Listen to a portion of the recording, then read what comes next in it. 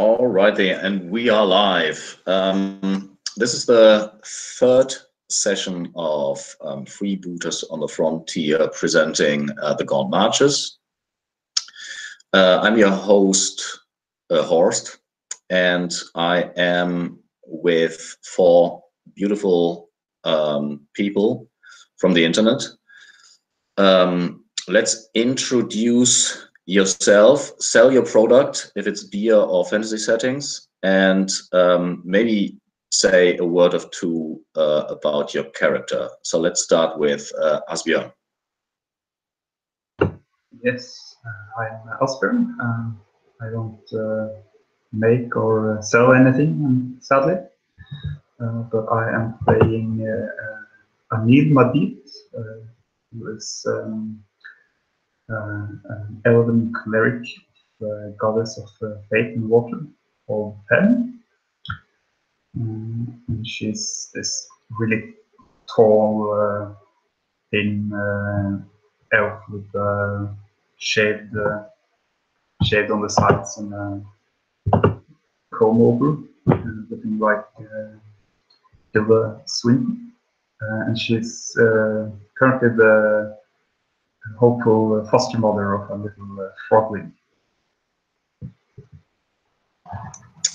Awesome, yeah. The photo of Tilda Swinton that you use is so awesome. It's very androgynous. Then she has long hair, but the side is shaven. Very cool. And Chris, I heard you were working on a setting. Yeah, I'm Chris Chalice. I did work for Faith and Orn's Vanguard. I've also currently working on my own setting called Dragon Trinity Crash.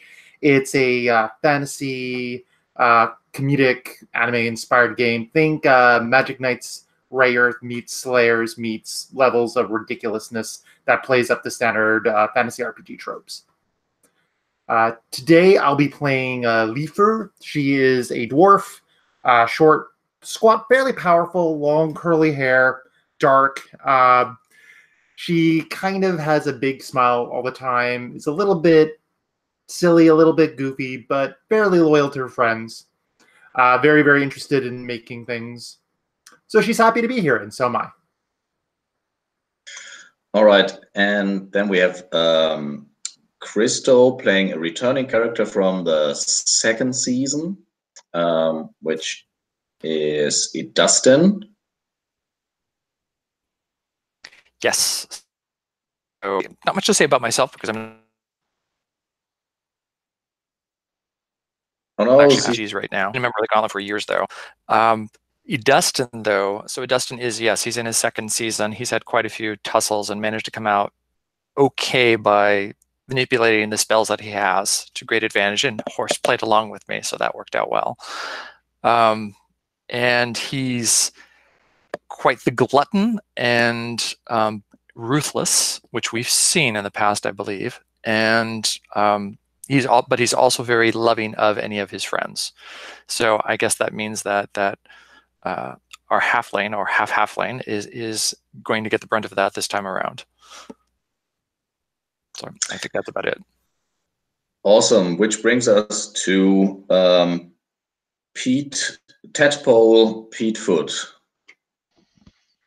Yeah, my name's Paul. I'm from London in the UK, and yeah, I'm playing Tadpole Petefoot, who is a halfling magic user, who has a bit of lizard folk blood in his family tree.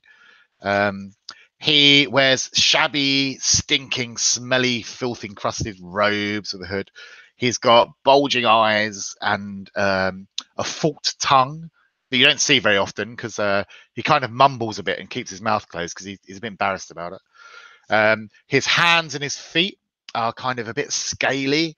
And again, he's a little bit embarrassed of that, so he kind of wears these gloves. And quite strangely for a halfling, who normally have their feet like out everywhere, he wears kind of leather boots, which is a bit strange.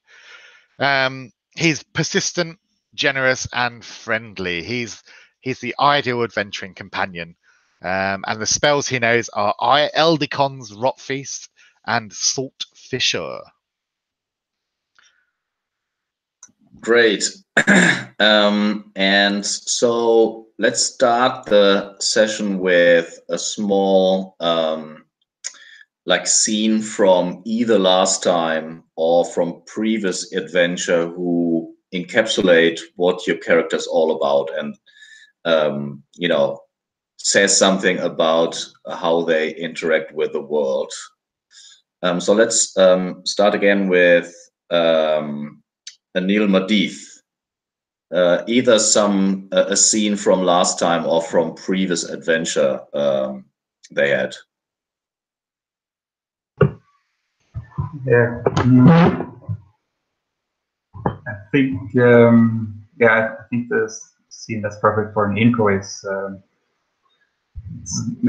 dark night, but you see sort of like the moon shining on her pale hair, and then suddenly you see this crystalline dagger and a scaly arm shoot around her neck, and a saurian face sort of peeking from the shadows and into view. So and I think it just ends there because it ends in sort of a tense note. Yeah. So the face of the saurian of the lizard folk comes into view. Awesome. And Lifur. So probably the scene from that I remember from last time the most is Lifur's in her bedroll. She's sleeping. She's like probably snoring. And then all of a sudden, there's this shriek. She flips up, somehow avoids getting stabbed in the throat by lizardmen, and is holding her mace, looking around like, what, as like they surround her. And then thankfully, her friend managed to diplomacy her way out of this. Yeah, but that is typical for Lifur, like hit and ask questions later, I guess. So, what about Tadpole? What kind of like adventure that he had lately? Well, I quite like just have like this like smash cut kind of montage scene of Tadpole like kind of bumping into Ildustin like on the road like back to town, you know, and just kind of like making friends and being like, oh, hey, how are you doing? My name's Tadpole. Great to meet you. And then like it cuts and like, oh, what's that amazing looking orb you've got there? Wow. Tell me more about that. And then like, oh yeah, sure. I'll carry all your stuff for you. Oh, and then like, oh, I can't wait till we get back to town. We're going to go on the best adventures together. And then like opening the door of the tavern, like for Ildustin. But no, you first. Oh, we're going to be the best adventuring friends. This is awesome. I think we get a good idea about what Tadpole is all about. And Ildustin, a scene from an adventure or like a typical scene for you from either something that we had seen on screen in the second season or in between or before. I think the classic one would be starting off with the battle on the bridge and having Ildustin using his orb and casting the spell that weakened the connection of gravity so that this huge two-headed cyborg troll, if I remember correctly, floats up into the air like a big hot weather balloon and then floats off. And then of course we could flash to the celebration afterwards or whatnot, and Ildustin getting just eating and drinking until he basically passes out. Yeah, that was pretty spectacular indeed. All right, and so we open up in like a dark hallway, and if I recall correctly, it was Anil Madith. Did you go down into the belly of the ship? I think actually we sent the magic user alone down into the belly of the ship. I think I was in the captain's cabin trying to get loose a telescope. That is true. You're in the captain's cabin, but you do hear like a like a minor explosion, I guess, like some kind of discharge of magic energy. And so what do? You're in the captain's cabin. It has this beautiful windows on the towards the aft of the ship. There's a very intricate nautical map on one wall.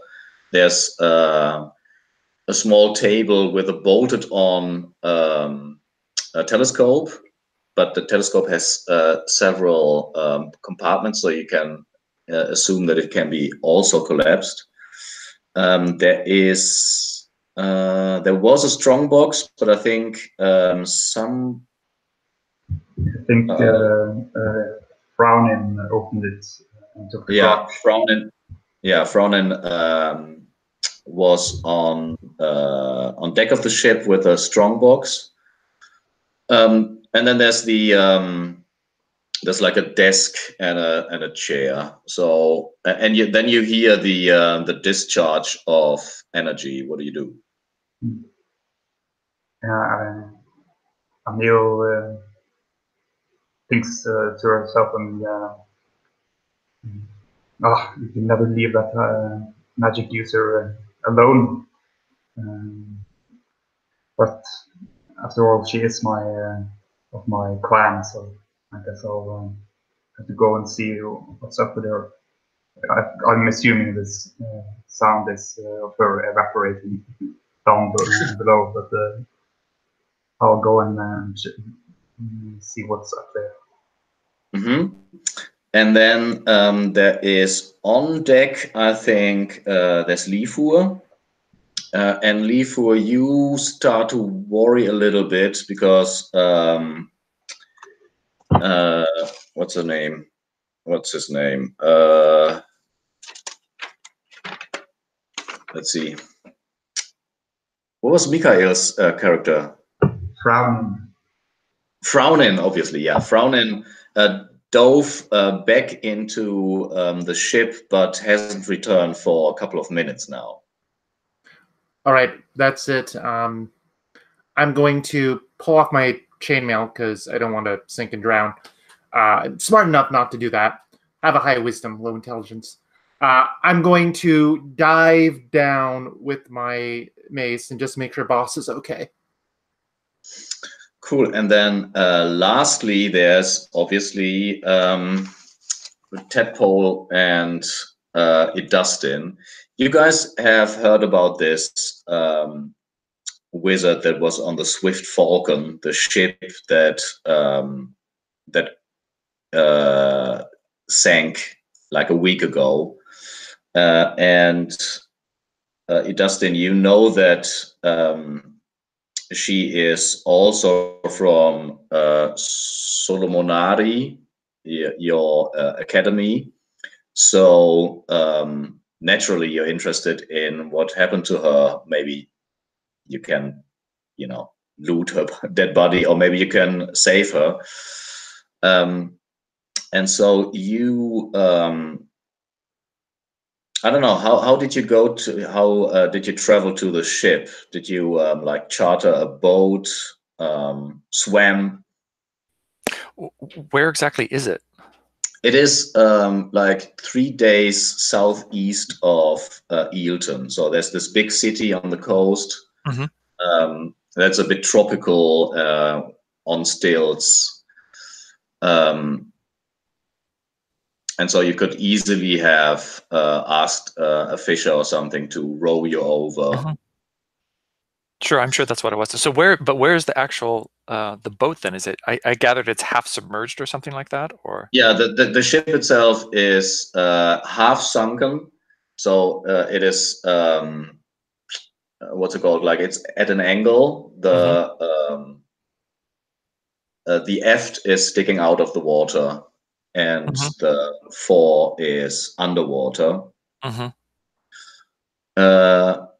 And so the fisher that you paid had rowed you to the wreck, You climbed on board, and what have you done then? So we can see somebody on the boat, I take it? No, it's all in the past.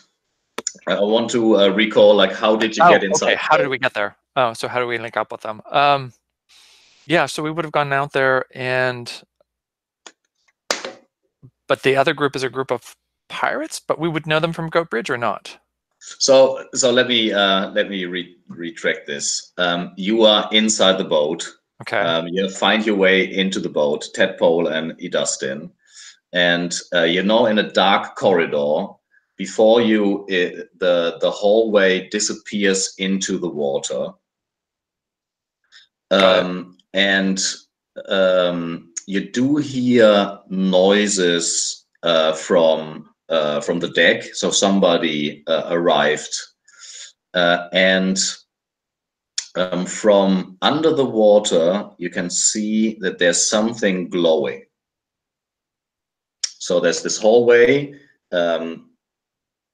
On the left side, there are doors to cabins, you would assume, and then the hallway disappears into the water. And on the right side, there's something glowing underwater.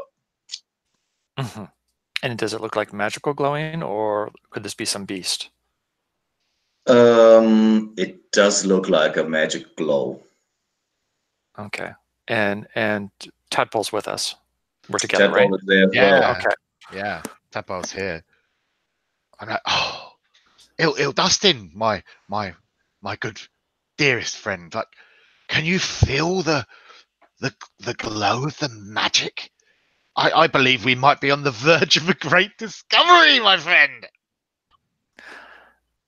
It could be. This is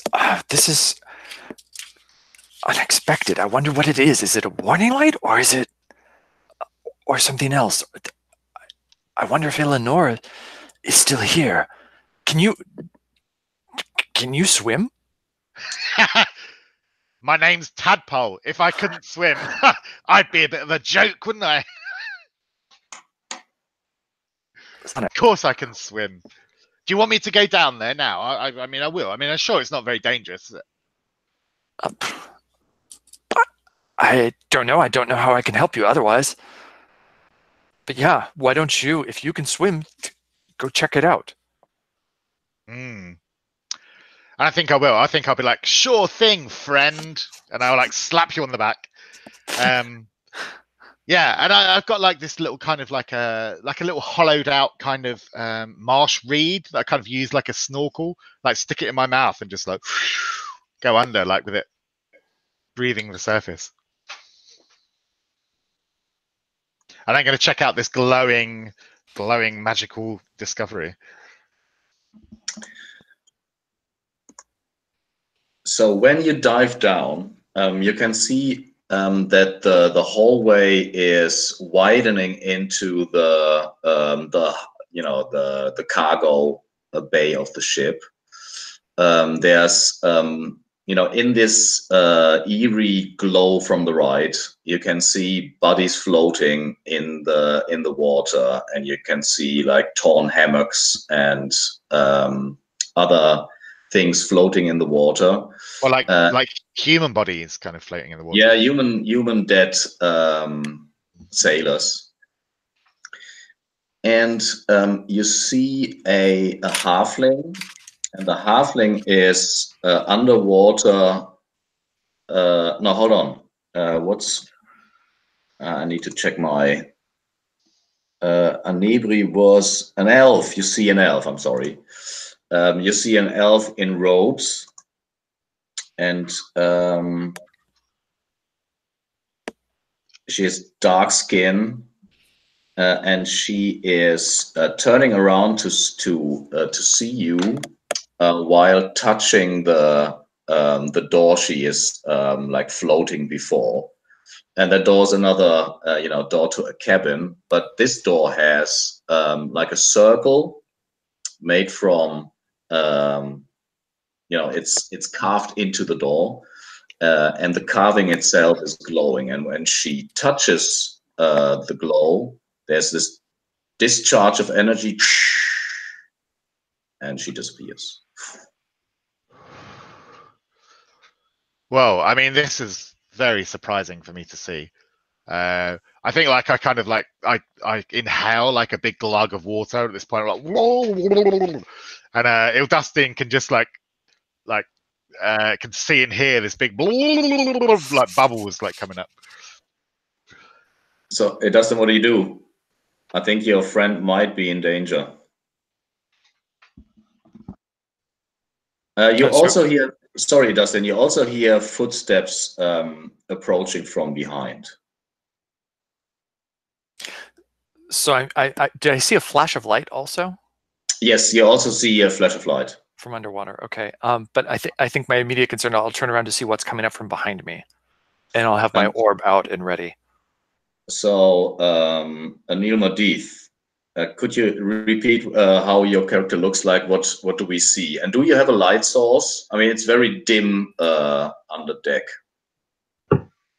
Yeah, I think you see this tall, gaunt figure sort of peeking out, and I don't think she has any torches. And so you see a dim light from this crystal glass ball of water that she's holding up, and she's not really. It doesn't really light up the room, but she's obviously looking more at that and maybe hasn't even noticed you yet. She's scanning the room, it looks like, with this object.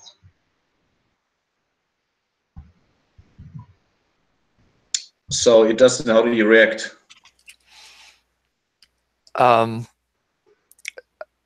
Dustin, who are you? What do you want here? She looks up and looks a bit flustered to see another sentient being here. And she says, I could ask the same thing, friend. What waters of what fate has brought you here? I believe that somebody that I know was on this ship, and I am looking for her. Yes, I believe somebody I know was on this ship as well, and I'm looking for her.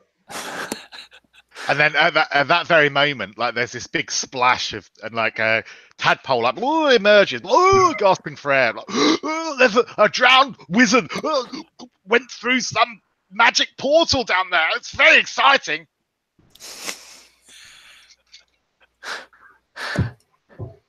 And she, at this point, she doesn't really look phased at all.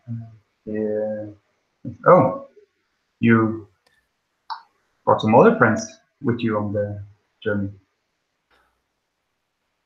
But what? I'm no fool to travel alone. No, of course, neither am I. We're quite a challenge. What is the name of the person you were looking for? What's the name of the person you're looking for? I asked first. They said, "Well, hold off on that. Different question. Tadpole, what did the wizard look like?" Oh well, she was a she. She looked like a wizard, you know, like wearing like all the robes and the cloaks and stuff, you know. And she looked like she was drowned, but she was breathing underwater or something. I don't know. And then she like touched this door, and this like light flashed, and then she went through the door. I think we could go through the door as well and follow her. Come on, dive in. It's not, you know, the water's warm. What color was her hair? It was, well, now I think of it, it was like the same color as the door. It was blue. It was kind of glowing, like a glowing blue. It was very pretty. That certainly sounds like my wizard. And it sounds like Eleanor to me. Come on, Tadpole, let's go quickly. We must follow her. And I think Dustin will like plunge into the water, take a deep breath and plunge into the water. Awesome. Tadpole and Anil Madith, are you following? I think I would like because I'm Tadpole's very friendly. I think he would introduce himself first to Muldith. Hi, I like spitting out kind of water. Hi, I'm Tadpole. Nice to meet you. Hello, and she's a little bit more formal, but she also has to bend down. She bends down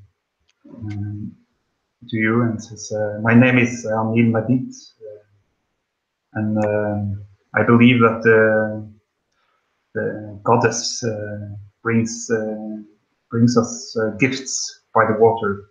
I will consider you a gift." Oh yeah, I am. I live for the water. I love it. And if you worship the goddess of water, then we're going to be friends. I know it because I love water too. Let's go swimming. Come on, jump in. All right, you, Anil, are you following? Yeah, I have a character. I assumed it was on a breed you were describing, right? So, Yeah. Yeah. So let's see what Leifur found, because Leifur was also diving into, but on the other side of the ship. And so underwater, it's really, really dark. You're a bit surprised how Fraunin found his way, but he's the boss. So, I mean, but in any case, so you dive down. Get my map.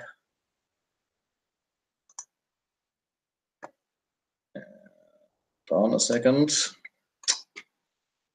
And so what you see is when you dive down, there's on the right side, directly there's a door. If you turn around, you can see in the very, very dim light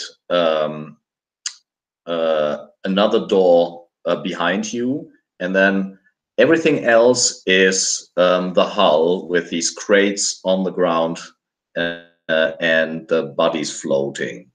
But there's no sign of Fraunin. What do you do? Right. Neither the doors are open? Neither of the doors is open.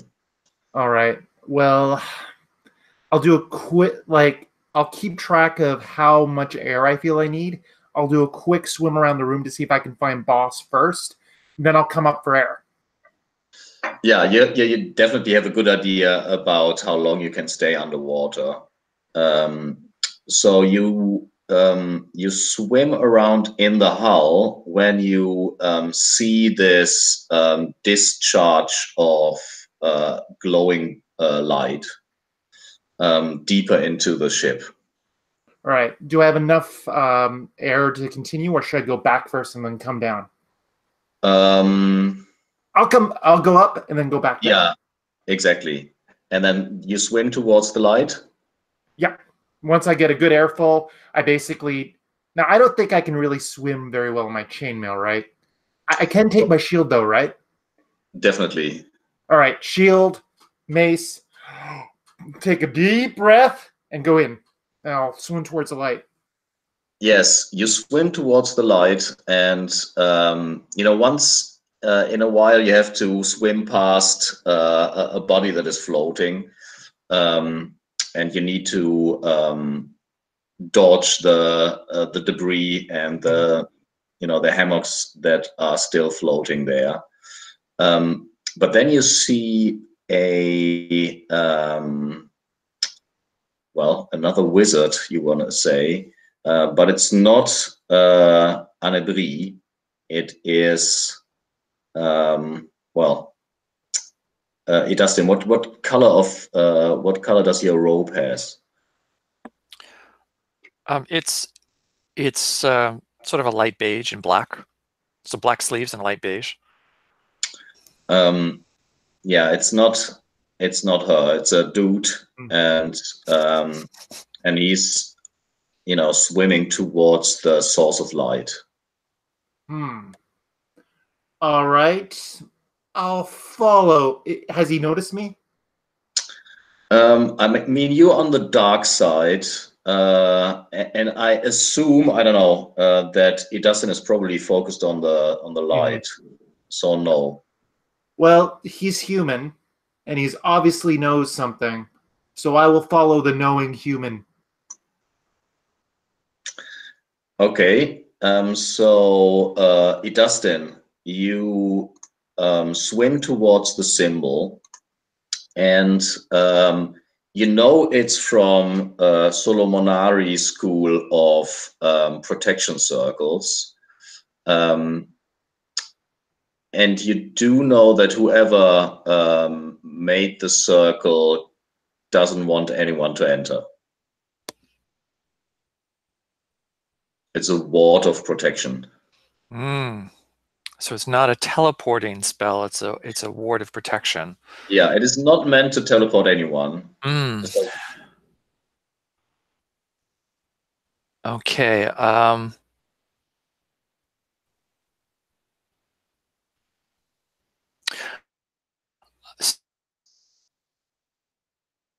Be able to speak to spellcast? do you know? I mean, you tell me.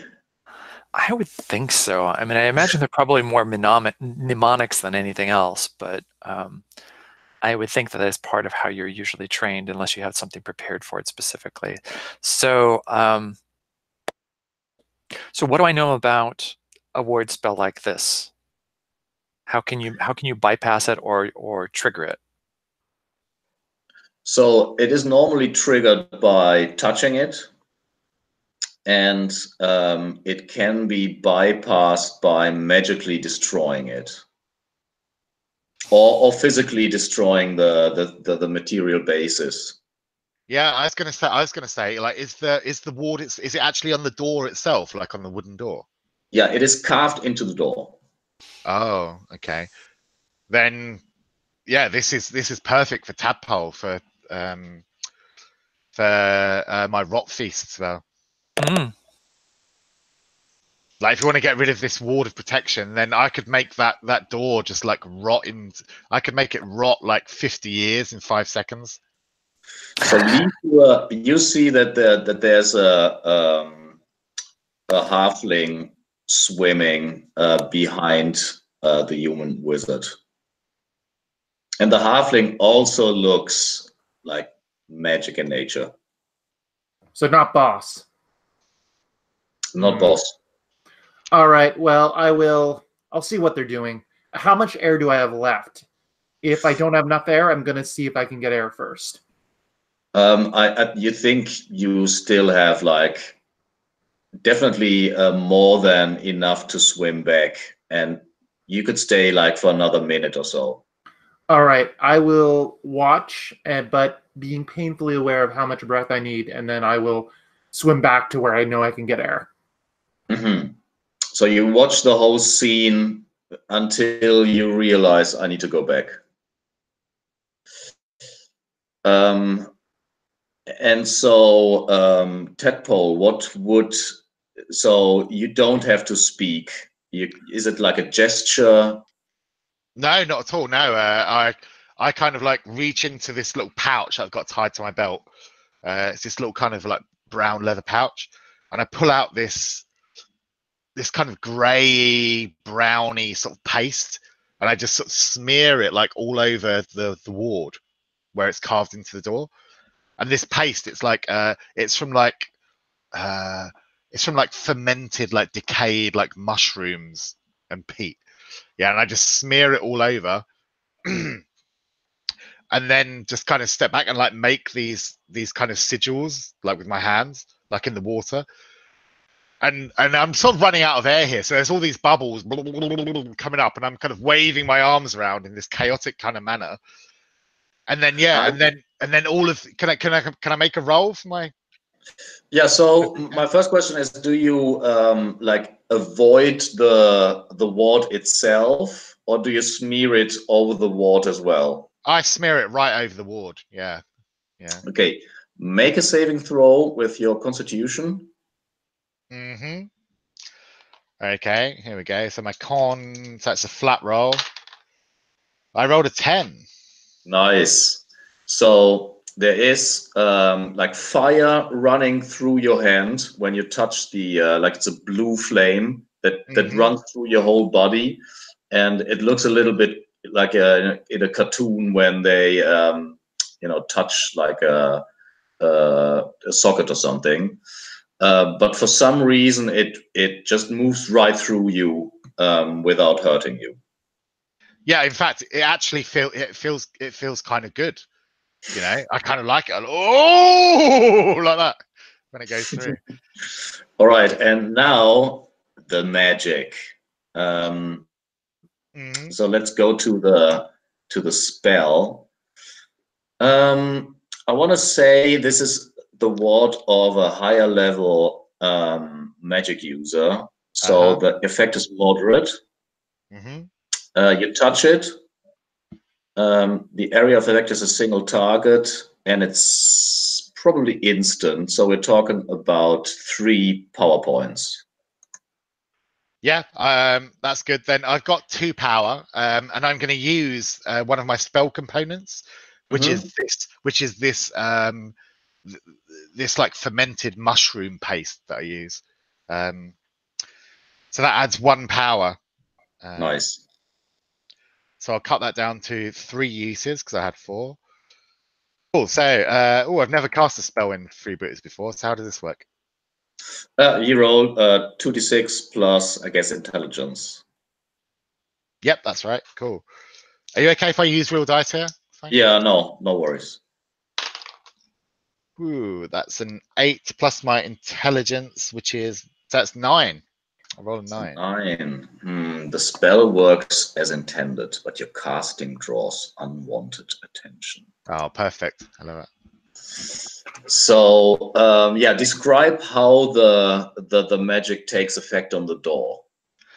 I think we see Tadpole like smear this thing on, then do all these like, almost like he's conducting like a fucking mushroom orchestra. You know, he's like waving like this, and then and all these bubbles like start coming out of his mouth.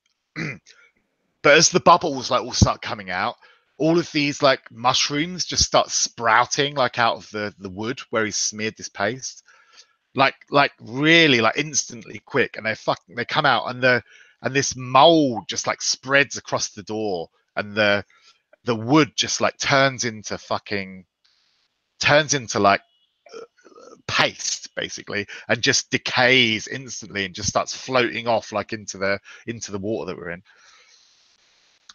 So, Leifur, you see that from behind them, they are, let's see, there are 2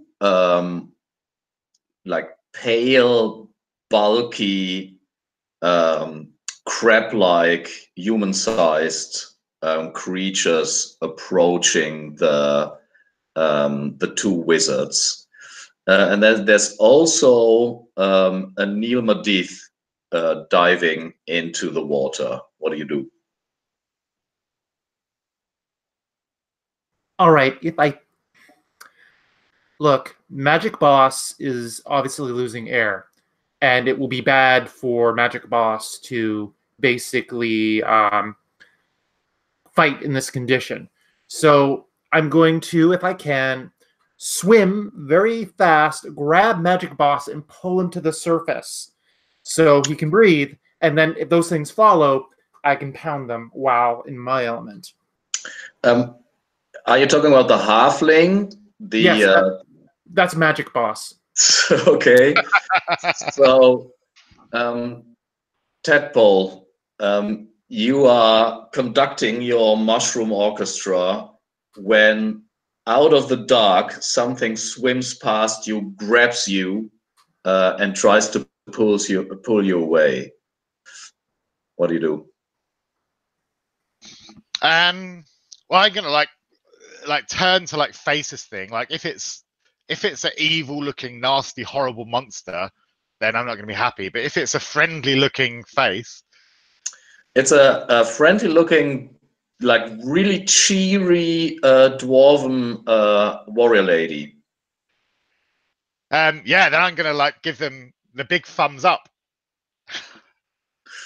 And Animadith, you're diving down and you see that Leafua and the very friendly tadpole is swimming past you. And while you look, Idusting is standing in front of the door, probably peering inside, and approached by 2 Crabmen.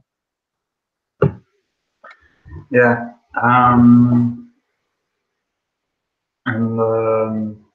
From the description, that it sounds like the rotting mushroom door was where Annabrie disappeared. So, because she's a sea elf, so she's probably quite a good swimmer. So she'll kick off towards Idustin, and. So is the plan to swim inside the room? Yeah, I think the plan is to swim inside the room, and I'm hoping while swimming, she's muttering a bubbling prayer to Pen. Because she's the goddess of fate and water, so this frogmen have seen us probably, but I hope that just maybe fate will smile on us, and maybe a piece of the ship will loosen to murky the water or cover us. So I'm trying to invoke the favor of fate and water. Yeah, you don't have your magic symbol ready, I guess. Maybe not. Maybe if I'm swimming, I have it all around my neck. Maybe I'm kicking off my legs and I'm grabbing. Or maybe I need to get there fast. But I am in a place sacred to my goddess. Yes. Yeah, most definitely. So roll plus wisdom to see if your prayers are heard.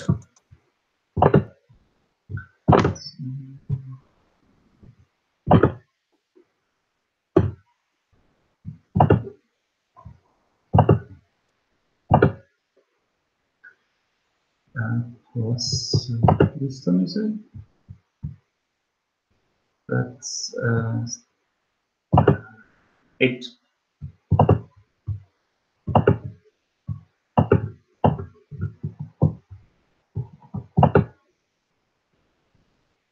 I can't hear yours. I was muted. You gain 1. Yeah, there's this thudding noise. Is it from you, Asbjørn? I don't know. That was it again. But in any case, so your favors are heard. What exactly did you ask Pen to do? I want to throw up some back from into the water to make to hide or hiding place from this crabman. Oh, like an octopus or something, and is ink cloud. Yeah, cool. So you swim towards the door, and the moldy residue or the moldy remains from the door is kicked up and hides both you and Idustin. Idustin, you're all of a sudden surrounded by this inky black water, but you do know where the room is in relation to you, and you also see movement. You have met Animadith, so you can see Animadith swimming towards you. Dustin's going to power through the door, hoping that there are pockets of air on the other side. And try and get. I assume this in the idea. So he's now surrounded in sort of an inky blackness. Is that the idea? Yeah. And so it's try and get to get through and get out of that. And I didn't hear. Did I see anything in the room before this blackness happened?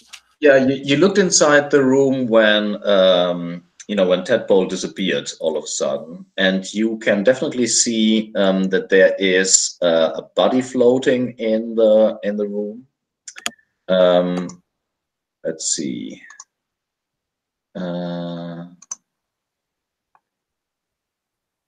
What else is there? So you see a wizard in red robes, and she has in her hand some kind of gem.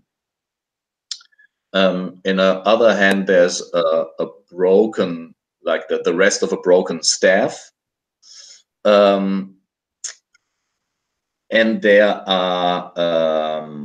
there's like a bunk where she obviously slept. There is a rucksack lying on the bunk.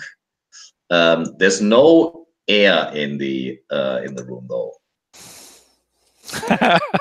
Okay.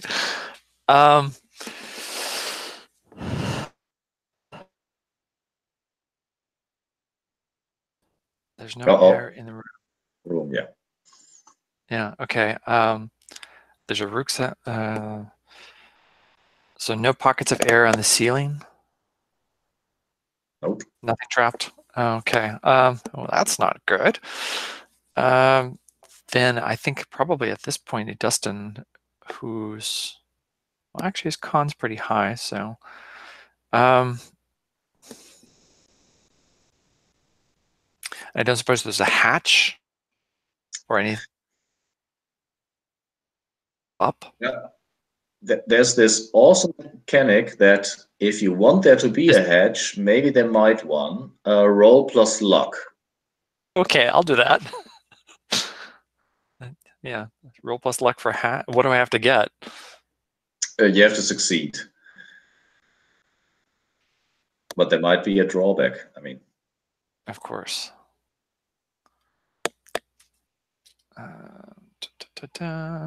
2d6, right? Mm-hmm. And then plus your luck modifier. Okay. So it's you didn't succeed? I don't think so. I rolled a 4. Do I add anything to it? Yeah, your luck modifier. Luck modifier. So let's see. Yes, that's a 0. I guess there's no hedge. Worse even, one of the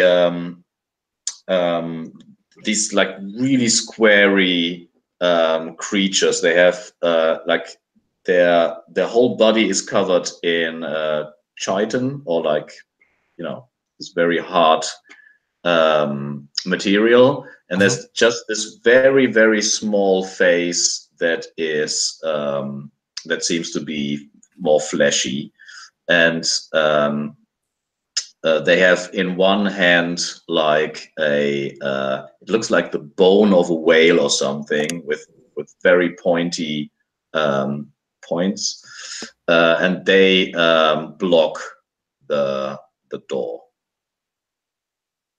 Anima Deeth, what do you do? 2 of them are blocking the door. Sorry, what was that? I said, so 2 of them are blocking the door. Yes.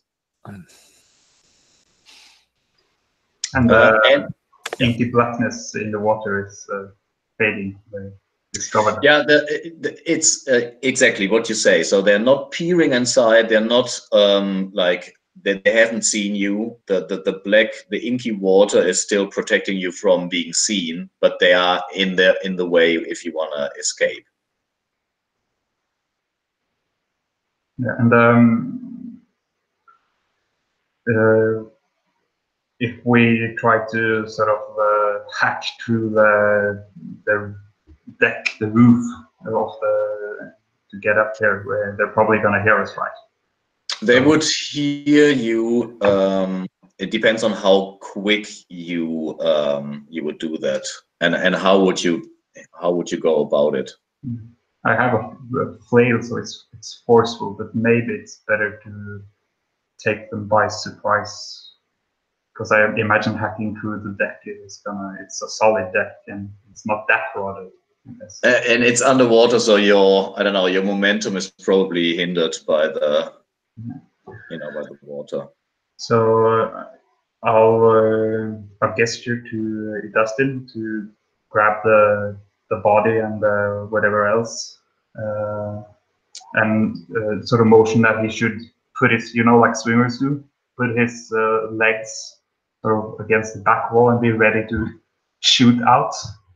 And I sort of make a signal, and then I'm gonna fling my mace at these guys, or my flame, and so that Dustin can get out while they're distracted. Yeah, I want to say a flail underwater is like the worst weapon you could have. Yeah, maybe I'll. Yeah. If I can't sort of wield it correctly, maybe I can just sort of fling it at them, and then we both try to get out without it. Yeah, like stabbing more than hitting. Is that what you mean?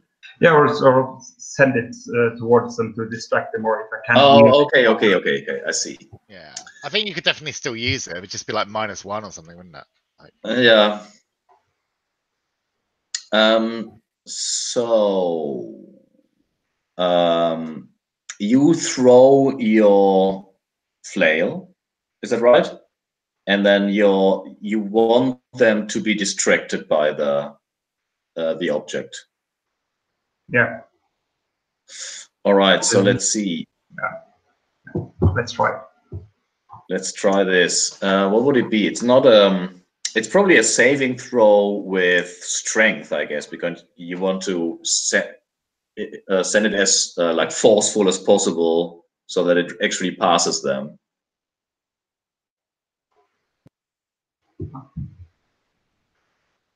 So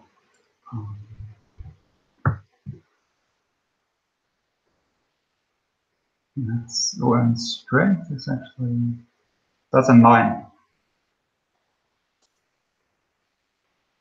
A 9. Okay. So yeah, I guess you the flail passes the two crabmen. They turn around and follow it, and you now have this window of opportunity to do something. Dustin, what do you do?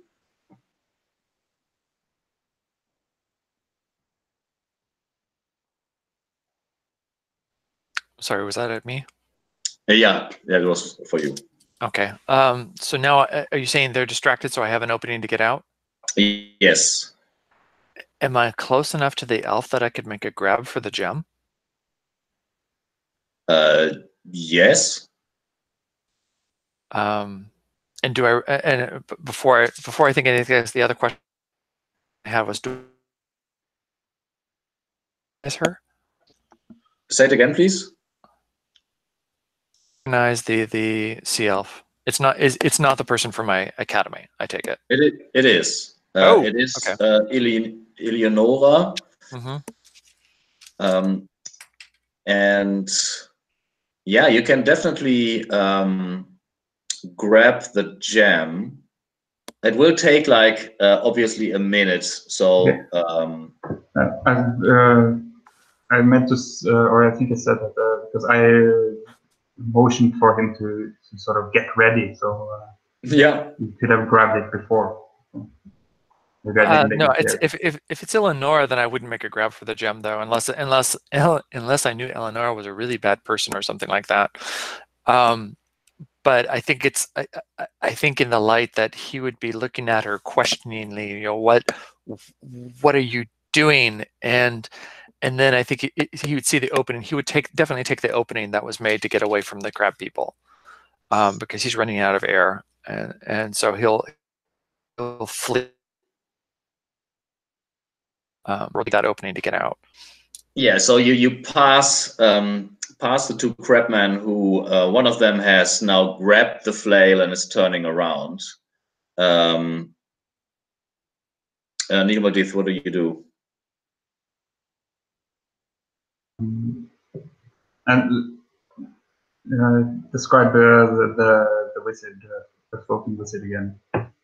So the wizard that is floating in the cabin has these red robes. She's holding a gem in her hand, in one hand, and like a broken staff in the other. And then on the bunk bed, weighted down by something inside, is a rucksack.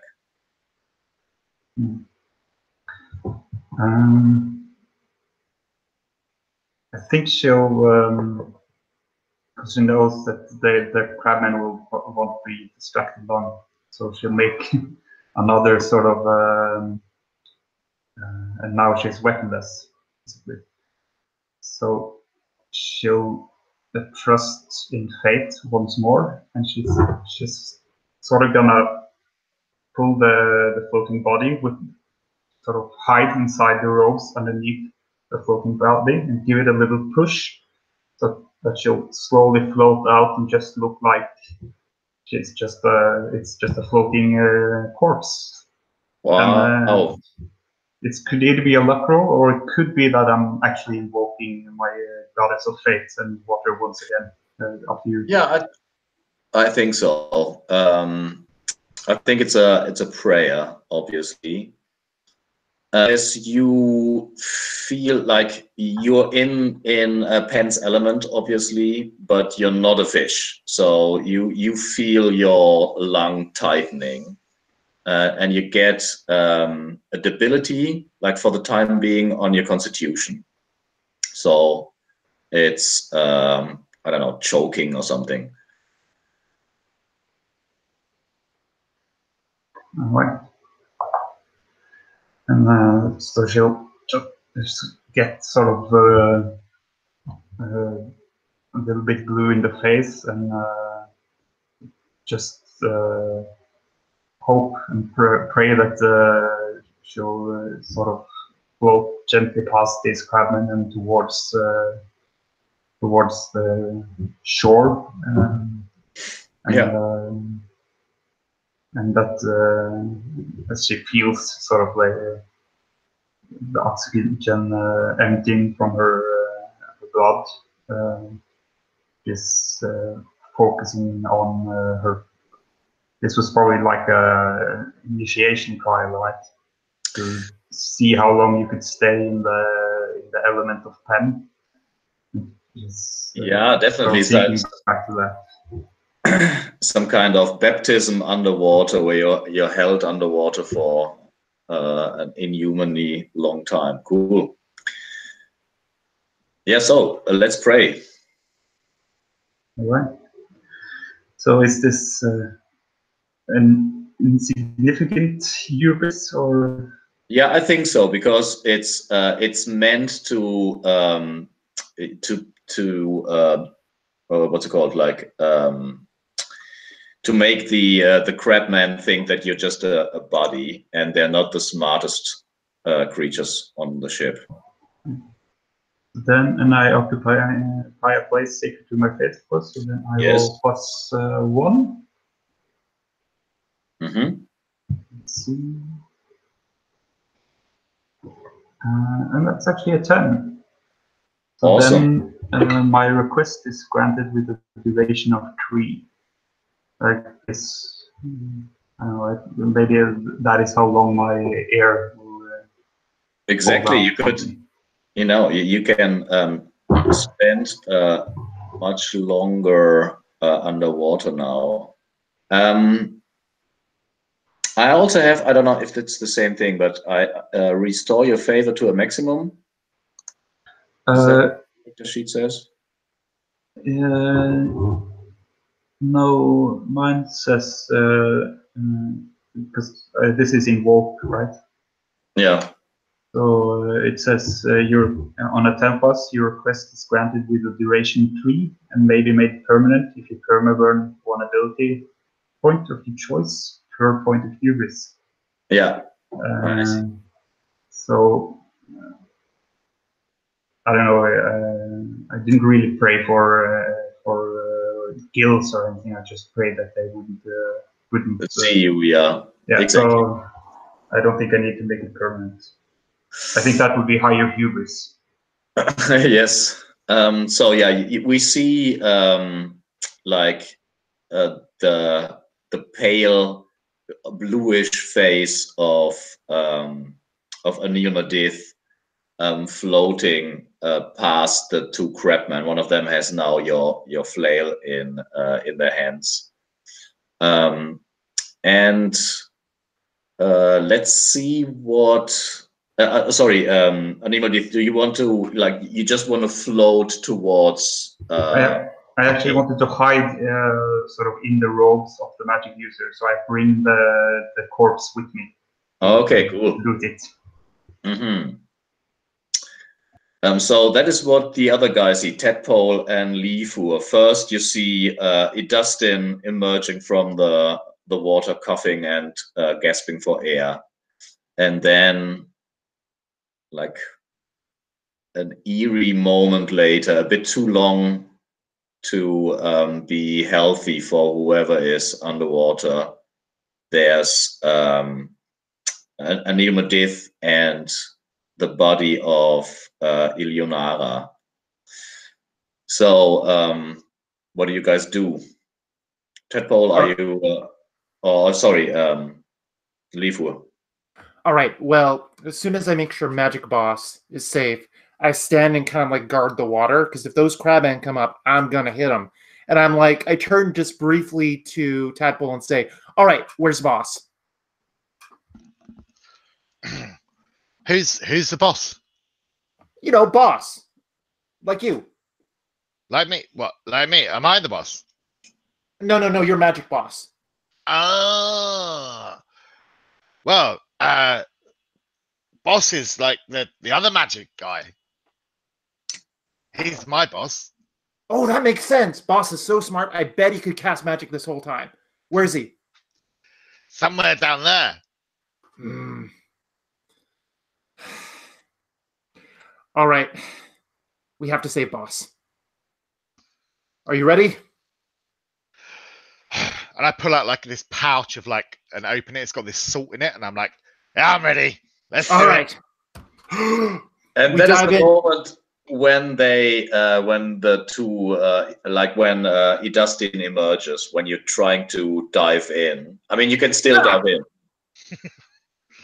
No, if they pop up like at that time, we're ready to go. We're like 1, 2, and then they pop up out the water. Exactly. Oh, are we popping up on the same side then? So are we back in the dark hole? Yes, you're back in the dark hallway. Okay. With Anil Madith like 30 seconds behind you. Mm-hmm. Anil, Boss, you turned into a human.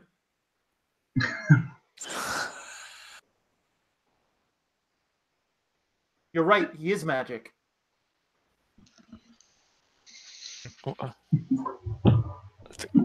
Where are those things? I left them something. I think we're okay, but we should go while Fate is smiling at us. I have a thought. Can we? So you said the front of the ship is underwater. Why don't we? Eleonora is in there. There's something strange about all of this. We could. Why not? Why don't we break through the top? And you mean this who is it? I say, and I sort of point to the floating body that's half bobbing in the water. No, that's not the wizard I was looking for. You're looking for a wizard, Boss? Well, I can definitely break through the deck if you want. It'd be easy. And Horse, would it be possible for us to get into the cabin from above? Definitely with enough time and force, or with magic spells, that would be possible. but the wizard that is lying before you is definitely Eleonara. Oh, the one that's lying before me is Eleonora. Yeah. Ah, okay. Sorry. So I thought it was the other one. what Idustin did is using her as like a shield to shield him from the Crabman and float together with the body, towards you.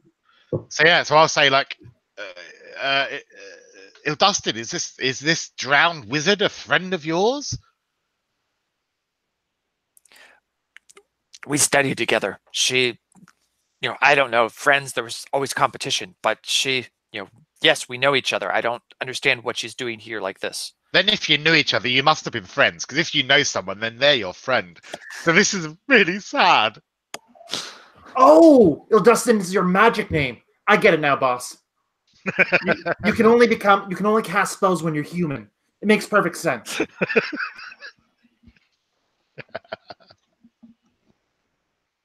Just Adam for that, and then ignore it and go back to looking at Eleonora and helping her up and out or whatnot. So wait. So this is Eleonora was the one holding the gem. Is she still holding the gem?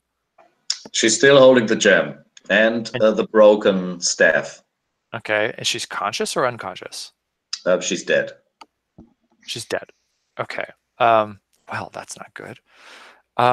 So I get. So I think Dustin's actually going to be sort of in a shock that he's loved attached to her in some way. Then this is going to make him furious, but he's also going to be broken by this. Probably on his knees. Yeah, I think Tadpole, when you drop to your knees, like Tadpole is just going to come over and like wrap his little short scaly arms like around you and give you like a really tight hug. Oh no, we lost Christo. No, I'm still here. Sorry, I just had to turn off the camera for a second. Yeah, and I think and straighten her hair, fix her hair or something like that, like get the hair out of her face or something like that. And then I think he'll like grab the gem if she's still got it, and yeah. And I think then he'll be furious, and I think his assumption is that so I don't know if he saw this. So did the crabs didn't kill her, did they? No. That's what I thought. No, so she actually just drowned. You think that the gem probably powered the ward. Okay. Well, the ward's gone anyway, so I'm not sure. I guess I'll look up at the other people and said, well, what more do we need to do here? She's gone. I think that is a perfect line for our commercial break. Let's see, it's past. Shall we say, I don't know, 35? Mm-hmm. Awesome. Mm-hmm. Cool. See you in a bit. See you in a bit.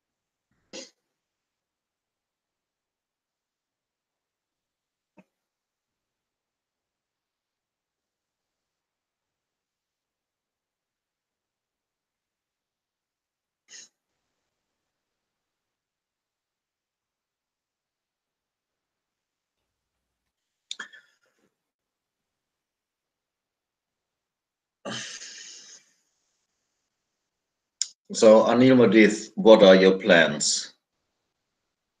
We should probably give a proper burial to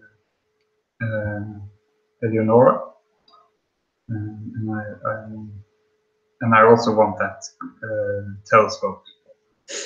I always get distracted. I'll reach out to Dustin, who seems visibly, well, both distraught but also kind of angry, I guess. And I'll say to be a wizard, it seems, is to taunt fate. And we also have lost not just one, but two of our magic using friends.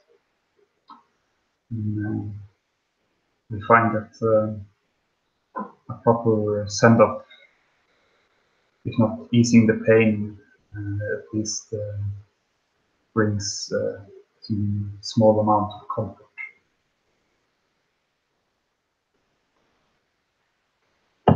I will kind of whisper to Anil, like quietly, so as not to disturb Boss, but like, I didn't know Boss had a human girlfriend.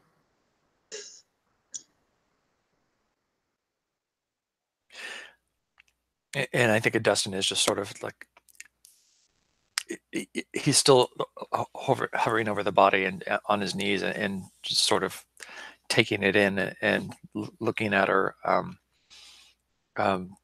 But he's mad at what happened and mad at the ship. So probably steaming at the same time. But he'll tap on Tadpole's hands as a sign of sort of recognition and hold it, and as sort of the comforting aspect that it is. And I said, yes, yeah, let's send them off. You're right. They deserve a proper burial.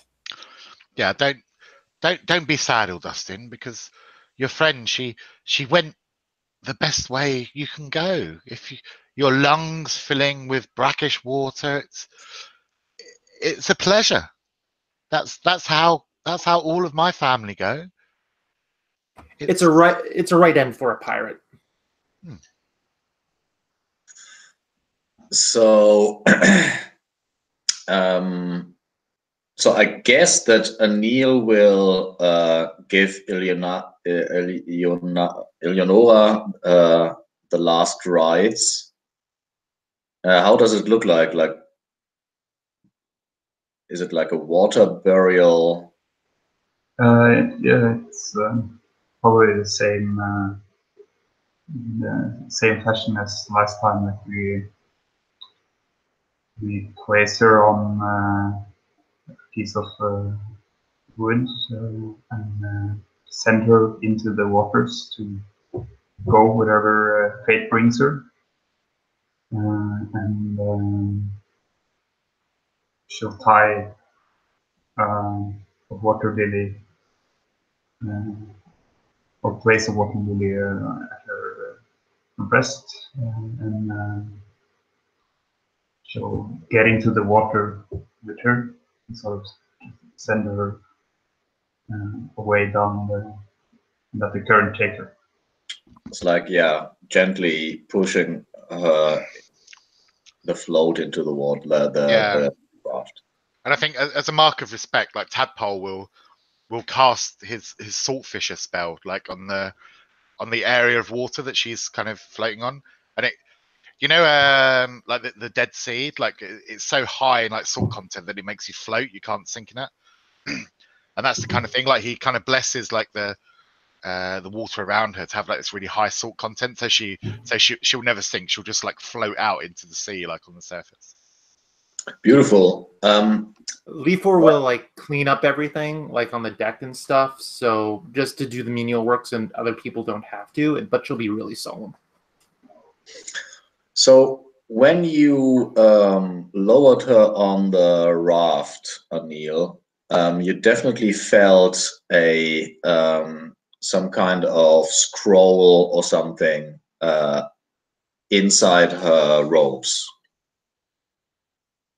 Yeah. And I think as a part of laying her out, I empty her pockets, but also to sort of place the rope so that they lie properly. No cumbersome scrolls making unsightly dents. So I'll take the scroll and I'll bring it and sort of share it with the rest of the party. Yes. So it's a scroll case, and there is not the sign of the school. It's not the sign of Solomonari. It is instead. Let's see.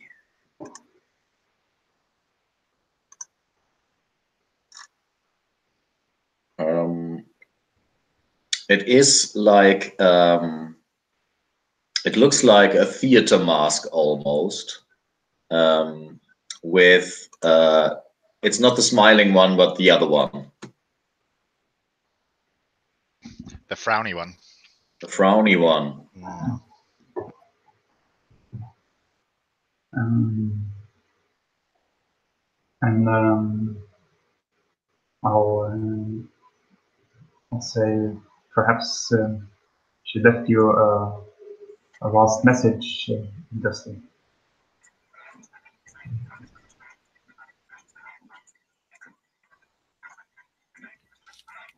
So you hand Dustin the scroll? Oh, okay. Does Dustin recognize it? So it's a scroll case, and the sign on the scroll case. Do you recognize it? Let's.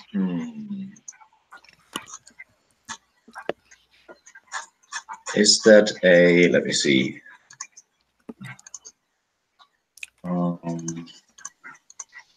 You know something, wouldn't it? Yeah, it's know something with intelligence, I guess. Okay. Where'd the roller go? Probably should just get dice out. It's always quicker. Sometimes it is, yeah. Okay. Bum, bum, bum. Oh, that was interesting. Now the roller actually spins the dice when you roll it. Did well. Got an 11 on the dice. And let's see, with my intelligence. Oh, with my intelligence, that's a +3. So that's a 14. Holy shit. You know everything. I mean, Eleonora was a very secretive woman. Very talented, like one of the high flyers of the school. She also left early because she had learned everything that the teachers could teach her, and there was always the rumor that she was part of like a secret society. There was called the Iron Mask, and what you've heard about this coven of wizard is that they have like very grandiose goals to start a new age of wizardry, to disrupt the civil order and to like fund a society of wizards where they would rule the earth. But you knew her as gentle and friendly, so you discarded these rumors. But apparently, there seems to be something true about it. So as I grab the as I take the scroll case, do I feel any magic? Can I just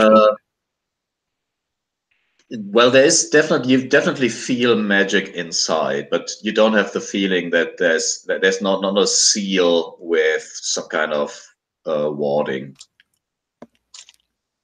Okay, and I assume it's a waterproof one, so that she could have it probably. So,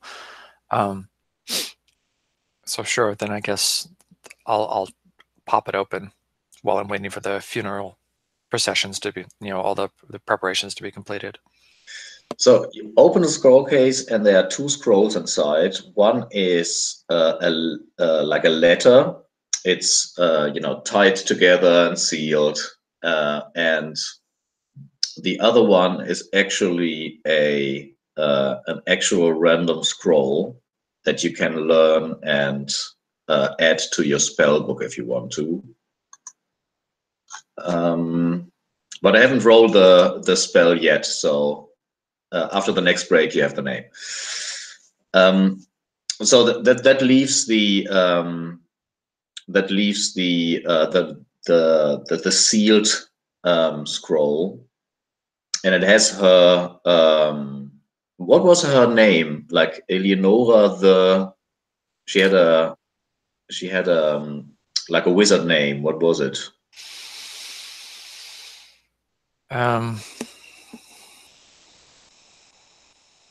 Eleonora the Fickle. And that sign, the Frickle sign, is on that sealed part of the scroll.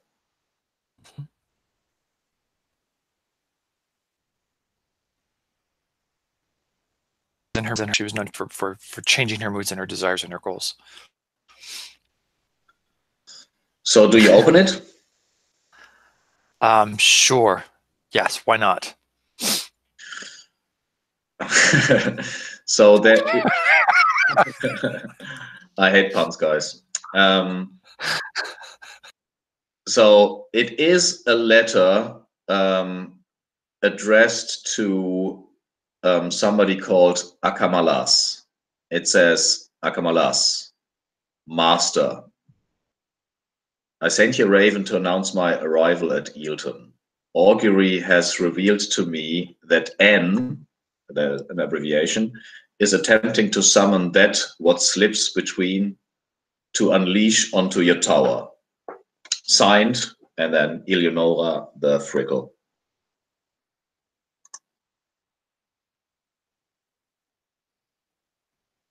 So this is a letter she was writing but didn't send? Yeah. Okay. She hasn't sent it. She was probably supposed to send it as soon as she arrived in Eelton. And so it reads, N is attempting to summon that which slips between? Yeah, and that which slips between is in caps, like in all caps. That's what slips between. It's a name. And this letter was addressed to Akamalas? Akamalas. Is that a poor anagram for Sakamala? It's not a poor anagram. It's the evil, or we don't know, maybe the good twin brother of Sakamala. Yeah, he's a very, very powerful wizard. We should maybe like some present. Yeah, he's breaking up there. Yeah, Paul, can you repeat that, please? Said, well, he's a very, very powerful wizard. So maybe if we delivered his lost mail to him, he'd give us some presents in return. We could definitely use a loot boss. I mean, money-wise, we're running on fumes. Oh, we don't need money. We can get by on mushrooms and mold. As long as we've got powerful magical knowledge, we'll be happy. I had mushrooms and mold all the time back in the Dwarven lands. I like human food. Delicious. Well, I don't think, and I think he fishes out the gem. I said, I think we can probably get some good money for this, or get some good use out of it once we figure out what it is. So, and I do owe you all my life for saving me. So we'll share this. I'm not one of the greedy wizards. There's also the 3 crates of cheap vases that you secured. And I mean, there are a couple of other cabins that you haven't checked. And I think I'll actually, because you said the telescope was bolted to a table. Yeah. So having seen Tadpole's way with wood, I'll ask him to rot away the table so that we can bring this telescope with us. Actually, if you want, Leafer would totally smash the table for you. Do you say that? Leafer would be like, "Hey, you want me to break that? I can probably like loosen. Yeah, I can loosen that for you if you want." I like swing my mace. Boonk, boonk, boonk. So you're going back down into the captain's cabin. All right. So Idustin and Tadpole are staying up on deck. Yeah, we still got our fisherman in his little rowboat, like waiting for us. Yeah. Yes, we'll tell him to wait for a second, and we'll be out in a sec. Yeah. The fisher has actually made friends is in discussion with Heinal, and you can see the weird raft that that the other party came in, which looks like a gigantic bird's nest, more or less. Mm. And they're talking with each other, sharing a pipe. And obviously, we still see, the funeral raft slowly disappearing into the sundown. Yeah, I think you can definitely smash the table to free the telescope.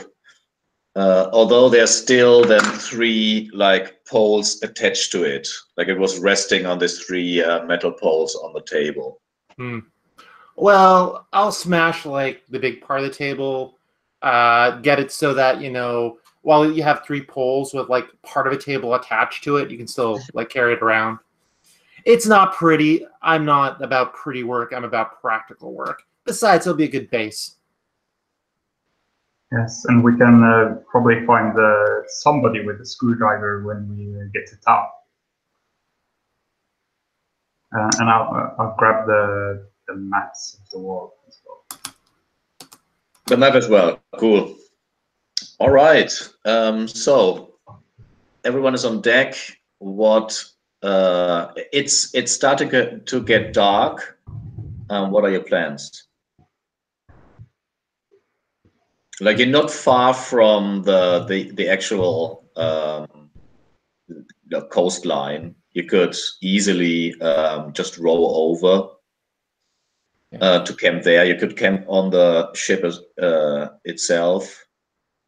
I don't think we should camp on the ship, boss. Those things might come up again. Maybe if we can get away a bit farther, it'd be a good idea. We still have this like thing that gives us a bit of leeway through the Lizardmen lands, but we don't want to push our luck with them. How long would it take us to get back to Ilton from here? 3 days. We got enough food for everyone, boss. Do we? I mean, I guess I've gotten what I came for. Do we need anything else here? I'm happy to go back to Ilton now. I'd like to get back to civilization. And he looks at Tadpole and says, and clean up a little bit. Well, I've found everything I came for, which is friendship. Lots of new friends. It's nice to meet you. I'm Leafer. I'm Tadpole. Like big, strong handshake. Yeah, slap on the back. You're short like me, but not quite as smelly. I like you. I like you too. You're kind of neat. I think even Adil Madid admits that yes, I am quite happy with that we have been brought together. This is a merry little band. And of course, I am a mother now. She fishes up the tiny little actual tadpole. Yeah, and it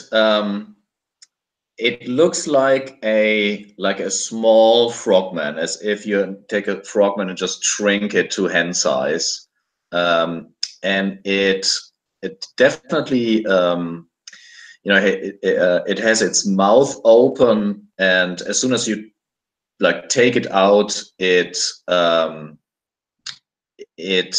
makes like a wailing sound. Yeah, I stuff its mouth with watered down rations again. And it gobbles down the food, and Probably find some flies for it. There's definitely like a almost ecstasy in its face, and it opens its mouth again. Oh wait, there's something about baby frog cries. I forget. But I know it's important. I know it's super important. Well, I'm just happy we've got another new friend to our party. So I think we should get to dry land and make camp and then travel to Ilton. Okay, so the fisher that you have hired decides to just row back to Ilton and says goodbye. And Heinal rows you back to. It's not really a beach. I mean, it is the part of the knee-high sea that is not the ocean. So there are very sparingly there are pine trees and there are roots and elevations where you can definitely camp on dry land. And I think that triggers make camp. When you take a break from your travels to eat and rest, everyone must consume one ration. I'll keep track of that. And I think let's keep company. I think that how does it work?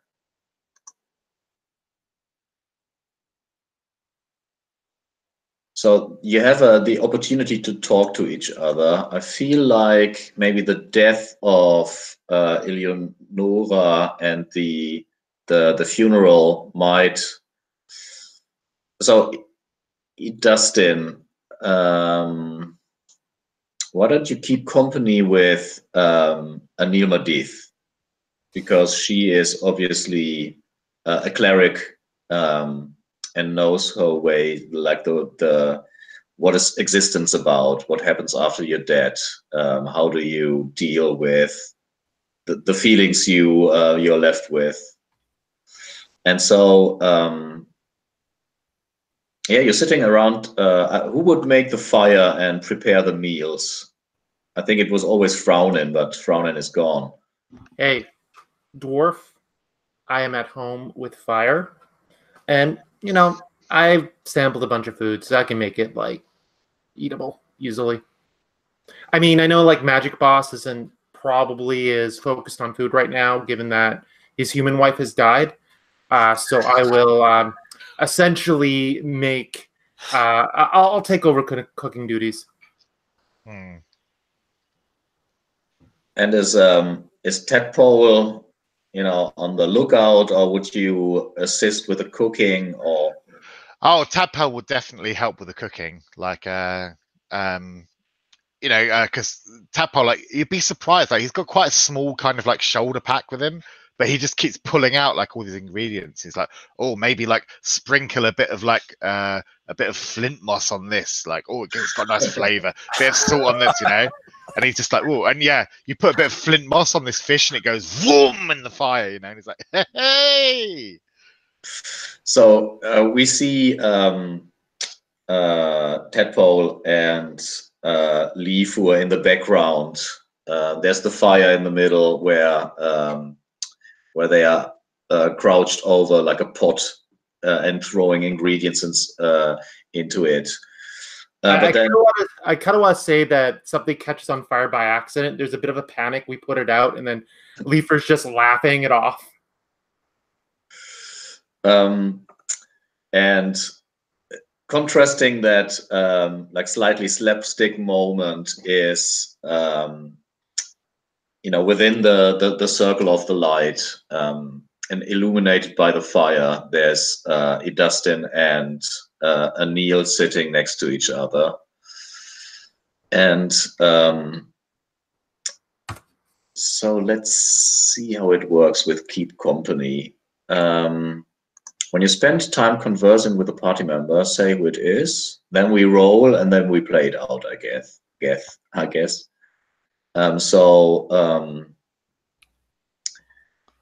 Idustin, you don't have any bonds with Anil yet, so you just roll a flat 2d6. Okay.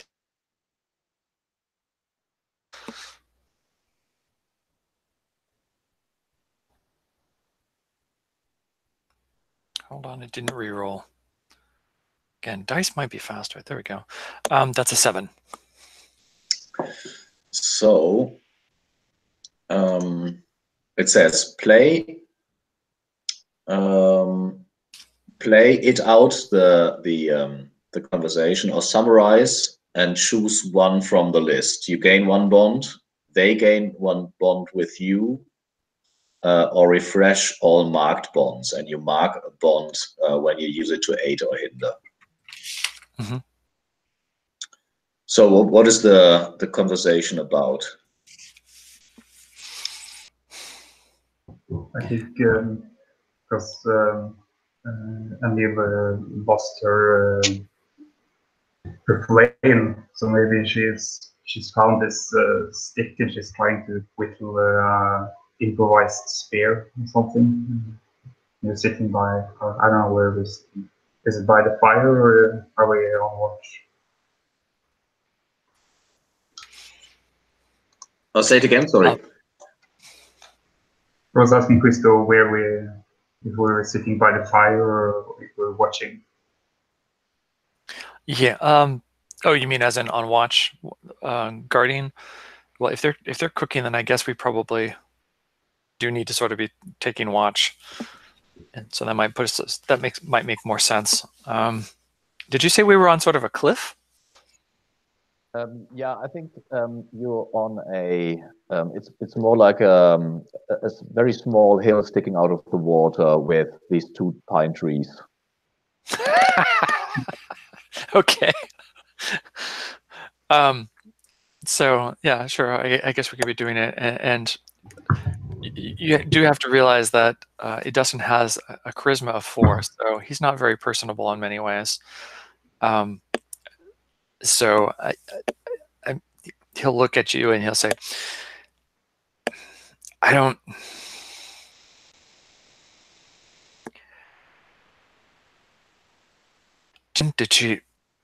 Was she in pain? You're breaking up a little bit. Oh, I'm sorry. I don't. So did she suffer? Was she in pain? And Anil is just whittling, and she doesn't answer right away. The teacher says, I've drowned many times, and I'm afraid it is not like to say. It can be painful, but there's also this feeling of serenity, this calmness that sets in. And I have a feeling that in her last minutes, at least, though she may have felt pain, I think it would matter to her. And the ritual that you did will help her. Yes, yes. It will take her to whatever her fate will be. She will follow the stream. Good. Then I guess that's the best we could have wanted for her. It's the best any of us can hope for, I think.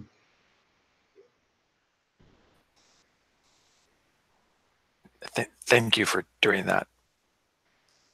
Sure. I'll do it for you too when you go. I think Dustin will look at you, raise an eyebrow. I'm hoping that's not soon, but a good point. It doesn't really matter if it's soon or if it's later. We will all follow that stream eventually. I find it's not comforting to think about, but facing up to that fact sooner is the best. Wait, sooner is the best? To face that fact, yes. To make peace with it. Not to say that you should try to hasten it.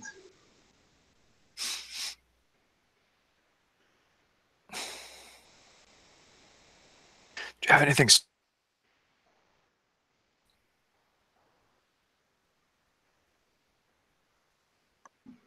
What was the last? You can't. I said, does anybody have anything strong? I think Dustin will turn back to the campfire and say, does anybody have anything to drink? Well, actually, Boss, you have your grog. Here. Can't believe you forgot about that. yeah, there was you found like the strong box in the captain's cabin, and it has this, super expensive, probably bottle of rum. That'll do. And did we? There was something else in that strong box as well. I forgot if anybody wrote it down. Let's see.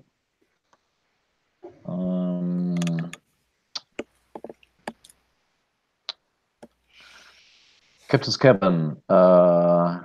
Strong work with a casket of liquor, a bookkeeping ledger, and a stack of letters. Mm-hmm.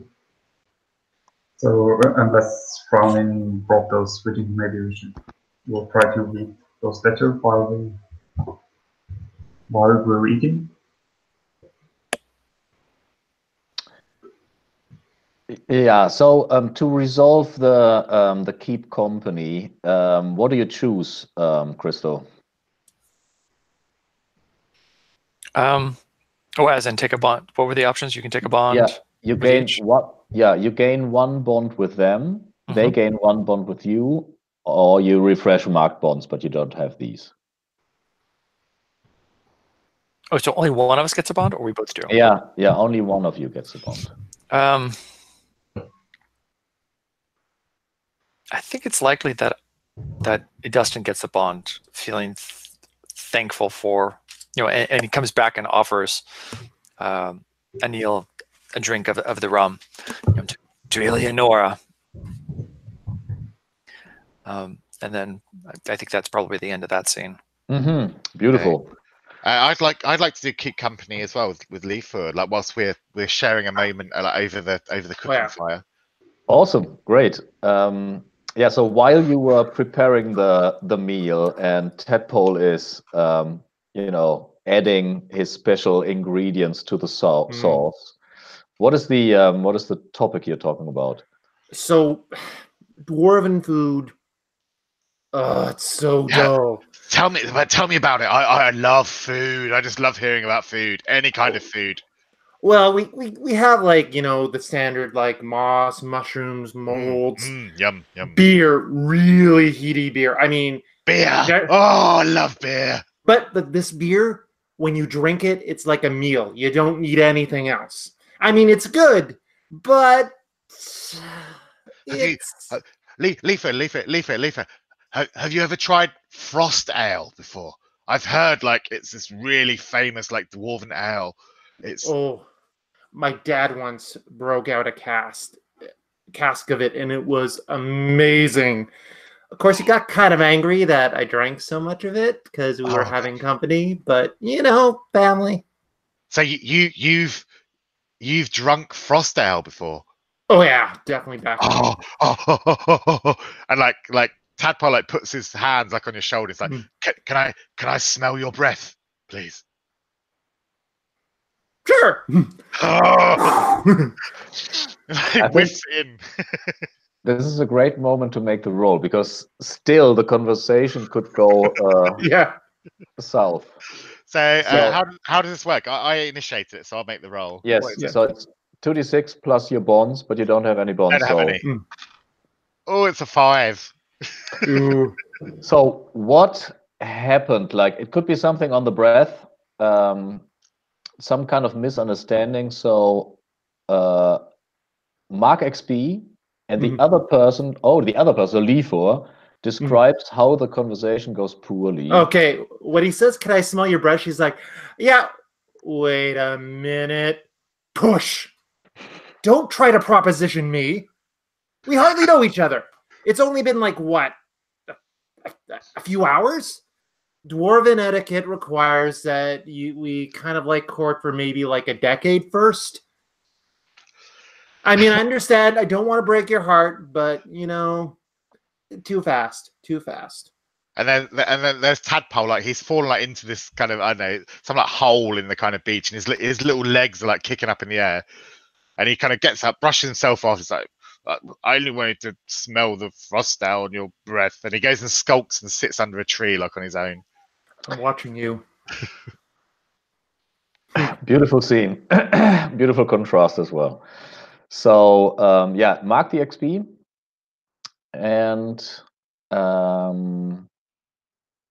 I think this is where we fade out on your camp. I don't know. Should we pass the night?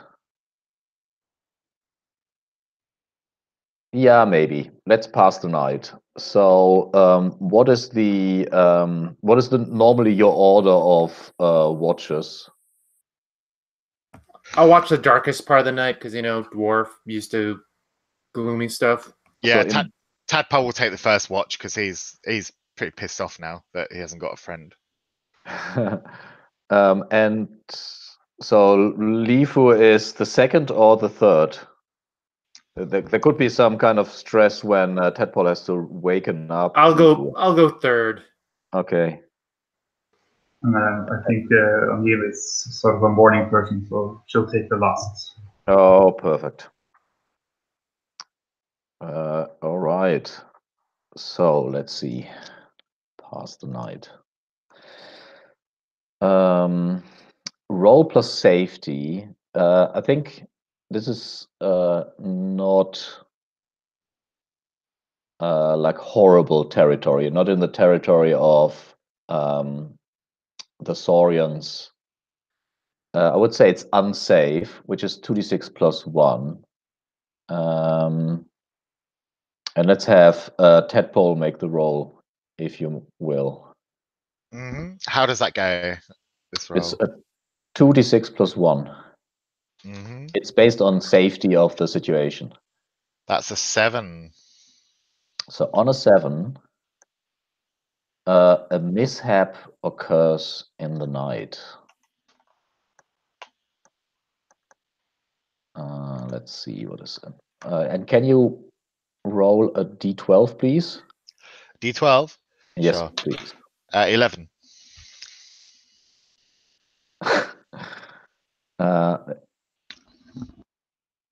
This is awesome. So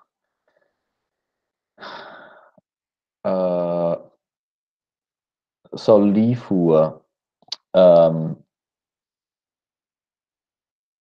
when you wake up, so he just didn't woke you up, But when you get up, Leafer, you see something. You watch over. You have a glance over at where Tadpole lies, and there's something about him that really pisses you off. I don't know. Maybe he's an erection or something. I don't know. Like, you tell me. I just kind of like look at him and I'm like, I'm just wondering like how he got so well in the good graces of the boss. I don't know. I think he's up to something. He's being shifty. But then again, boss likes him. I'm going to have to watch him. So I'd probably watch him like a hawk rather than watching the camp because I'm sure he's up to something. He's going to do something. Yeah, there's something between you that needs to be resolved. So the next time, if you want to keep company, you need to make amends. Like probably Tadpole has to apologize, or I don't know. You have to talk about the situation. Anyways, you do all wake up from a couple of hours uninterrupted sleep. And I think your plans were to travel to Eelton. And so this is, I would say this is a safe route. It's just one leg. It takes 3 days. So let's see. We'll have enough food, boss. When you embark on a journey, say where you're headed. The judge will indicate 1 to 3 potential routes. There's really just you could row the boat, in the knee-high sea itself, which is this swampy region with a potential of a discovery, but it is also a bit more dangerous. Or you could, row on the other side, on the seaside, which is a bit more safer. But chances are that you won't get to find any interesting stuff.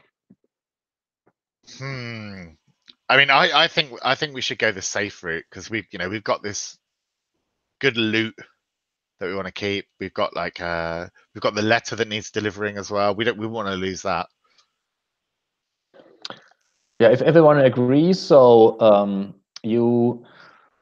it's the weather is getting a bit worse. It's autumn, so there's like stormy clouds on the sky. It's also a bit chillier than what you would normally associate with Eelton, which is a more subtropical region. And so let's see what happens on the journey itself. Boss, we have enough food for about 7 days. And it's 3 days travel, so yes, someone could maybe Chris, could you roll plus the safety of the route, which is +2, a 2d6 +2. And I think on this journey coming into town, Tadpole is going to consume an extra ration. He's going to eat more than his fill. As halflings do.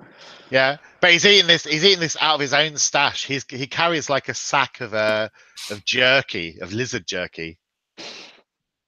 All right, he's not even trusting the rations that I bought. No, not after you rejected my friendly advances like that. I'm not going to eat your food. Probably try and poison Friendly me. advances? You were. Look, I was at like step 1, and you were at step 22. I was just trying to be friendly. You were too friendly. You need to know your boundaries. You dwarves. Will not shout, but it's sleepy. I think Dustin is probably stuffing his face with the rations because he's a glutton, and he turns to Tadpole and he says, "Are you going to eat that?" And Yeah, of course I'm going to eat it. Naughty actions. I don't eat that. God, what do you think I am? You're not even sharing with boss. Yeah. Well, you're the first dwarf I've ever met, and if all dwarves are as friendly as you, I hope I never meet another one. Well, they'll be glad not to meet you either. Keep rowing. You don't even know how to row right. And at the same time, so Chris, could you make the 2d6 plus 2, please? Yep, I rolled that. So I rolled a 7 and 9. I believe that I'm reading the roll for your party right there.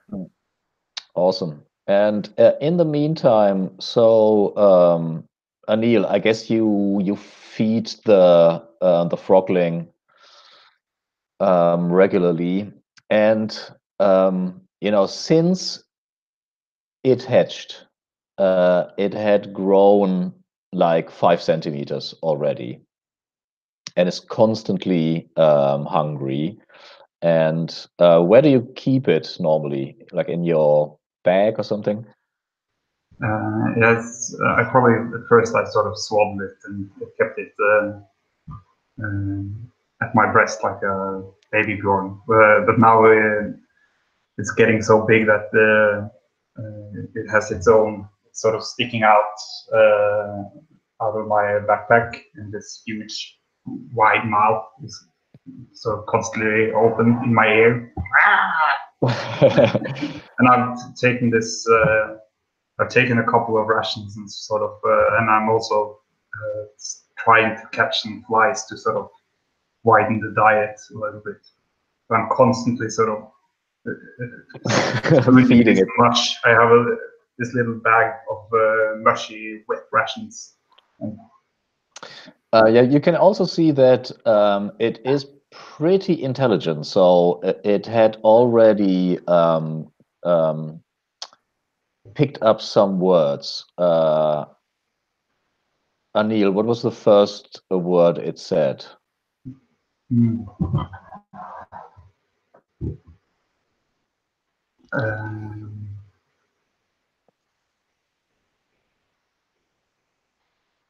Bots, yeah.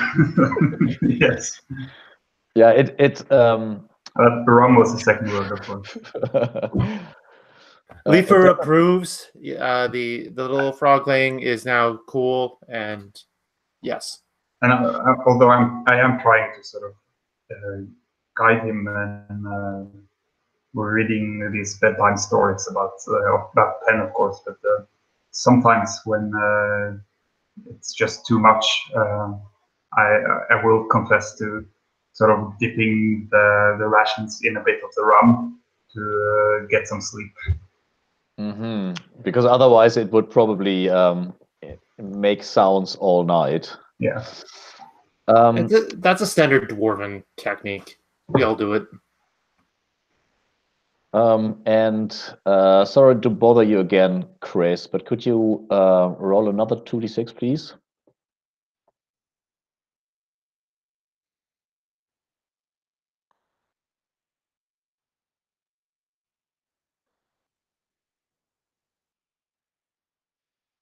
Looks like that's a 6. Unless there's any modifiers. No, it's a flat d6. Burn some luck. No, it's like an encounter roll, and the 6 is right in the middle. So let's see. Yeah, you see, like on the shore, there is like a bundle or something lying on one of the islands. Hey, boss. Take a look over there. Want to check it out? I love the fact that when you say, hey, boss, that the little frogling goes, boss! Repeating the word. And I think Dustin is sort of surprised by all of this. He says, well, sure, why not? Good for us to stretch our legs anyway. All righto, boss. And I'll start like rowing the raft properly to the destination. Yeah, and when you're getting closer, you see that the bundle is actually a body in very colorful silken dress, lying face down in the sand, and there's like a huge bite out of its of their side is missing, and viscera and guts hanging out. Mm. That Oh, poor, definitely not dressed for swamp trekking. no, not at all. In fact, Tadpole has seen this before. This kind of dress. It's it's the dress of an Alameen noble on their.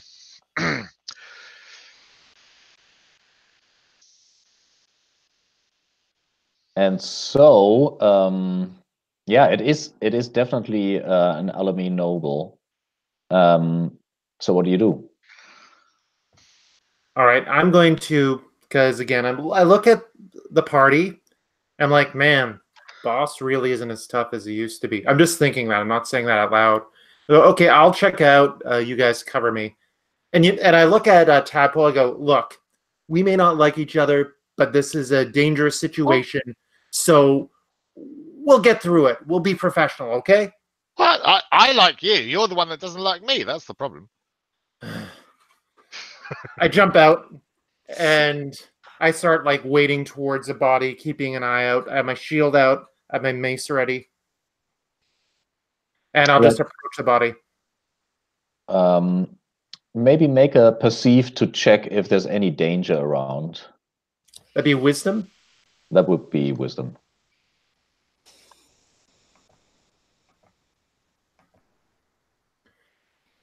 With my wisdom... Oh, with my wisdom, that would be a 7. So you can spend your whole to ask a question about the object of your attention now or later. I'll ask now. Is the creature or whatever, is something dangerous near her? Yeah, you can see from the way the body has decomposed that whatever took a bite out of the person is long gone, and you can see no movement nearby. All right, so I seem to relax a little, but again, I'm a professional fighter, so I probably put my shield behind me, still have my mace ready. I come over, and what I do is I take my mace and I essentially just sort of check over the body first, and then I start kind of carefully seeing what's on her while keeping my eyes peeled for danger. So you loot the body.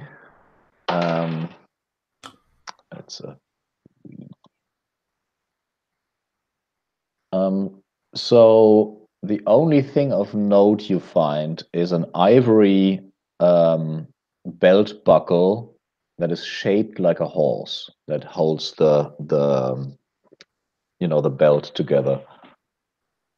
All right, well, being a pirate, I'll take that.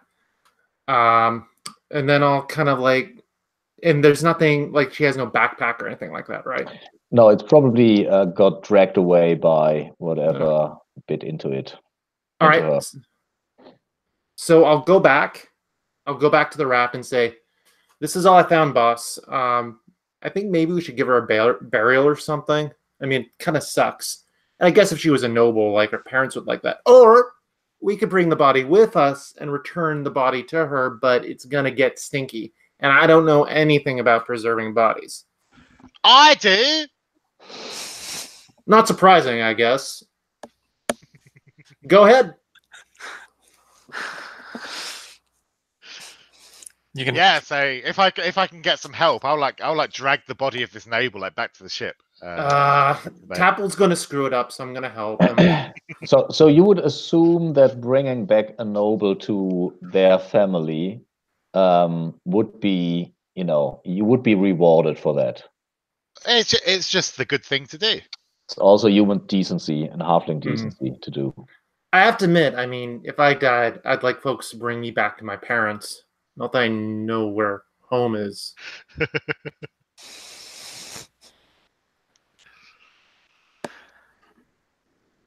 All right. So the rest of the journey passes uneventfully. Remove 3 rations. Okay, would it be 4 due to the overeating? For gluttonous people, it is definitely an extra one. And gluttonous froglings. Yeah, I've already taken the extra ration out of my own personal jerky stash. So. Yes, and maybe, as you said, Asbjörn, for the frogling, maybe 1 ration for the 3 days. And upon your arrival, it is the size of like I want to say, like a small monkey or something. So it's like that big, sitting on your shoulder. Yeah, and we probably have to name him, right? At some point. Maybe Bossroom. Bossroom? All right. I love it. So when you approach Eelton, the first thing you see, like half a day before you reach the city proper, there are parts of the knee-high sea that has been reclaimed from the water. So it's there's a drainage system and fields. The city itself is built on stilts. When you arrive from the pretty side where the harbor is, and like the storefront, so to speak. And the city itself is connected with hundreds of bridges. There are water taxis that you can rent to get from one place to the other. And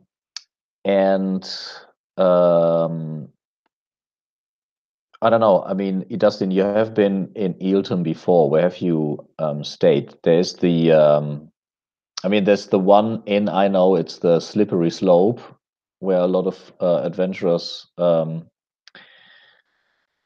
stay. Well, I'm sure that's where we would stay, wouldn't it? If that's where adventurers tend to stay, that means at least we know we're welcome. Indeed. And so Heinal moors the raft at the harbor itself. Oh no, actually, they would row you through the canals and, you know, in between the buildings to the slippery slope itself. And what are your plans for you know, for the future? What do you want to do? You have the 3 crates of vases, I assume, and a couple of other things that you can potentially sell. You could follow up on the letter, you know, try to find out where Akama Laz is. You also have the Tadpole. How did you preserve the body? Salt fisher, of course. Obviously. Like how I literally like spread salt like all over the body and like wave my arms around and the salt like basically like you cure like a side of salmon and just kind of cures the body and like preserves it. Well, let's see how successful you are. Okay, so that would be, I think that would be a minor use. Yeah, I would say so as well. I think it would be just touch, wouldn't it? Yeah. Duration though, I'd want it to have quite a long duration. Because obviously, yeah, I don't want it to just like start rotting straight away. On the way, yeah. Yeah. So I take it that would be like 2 power. Is that cool?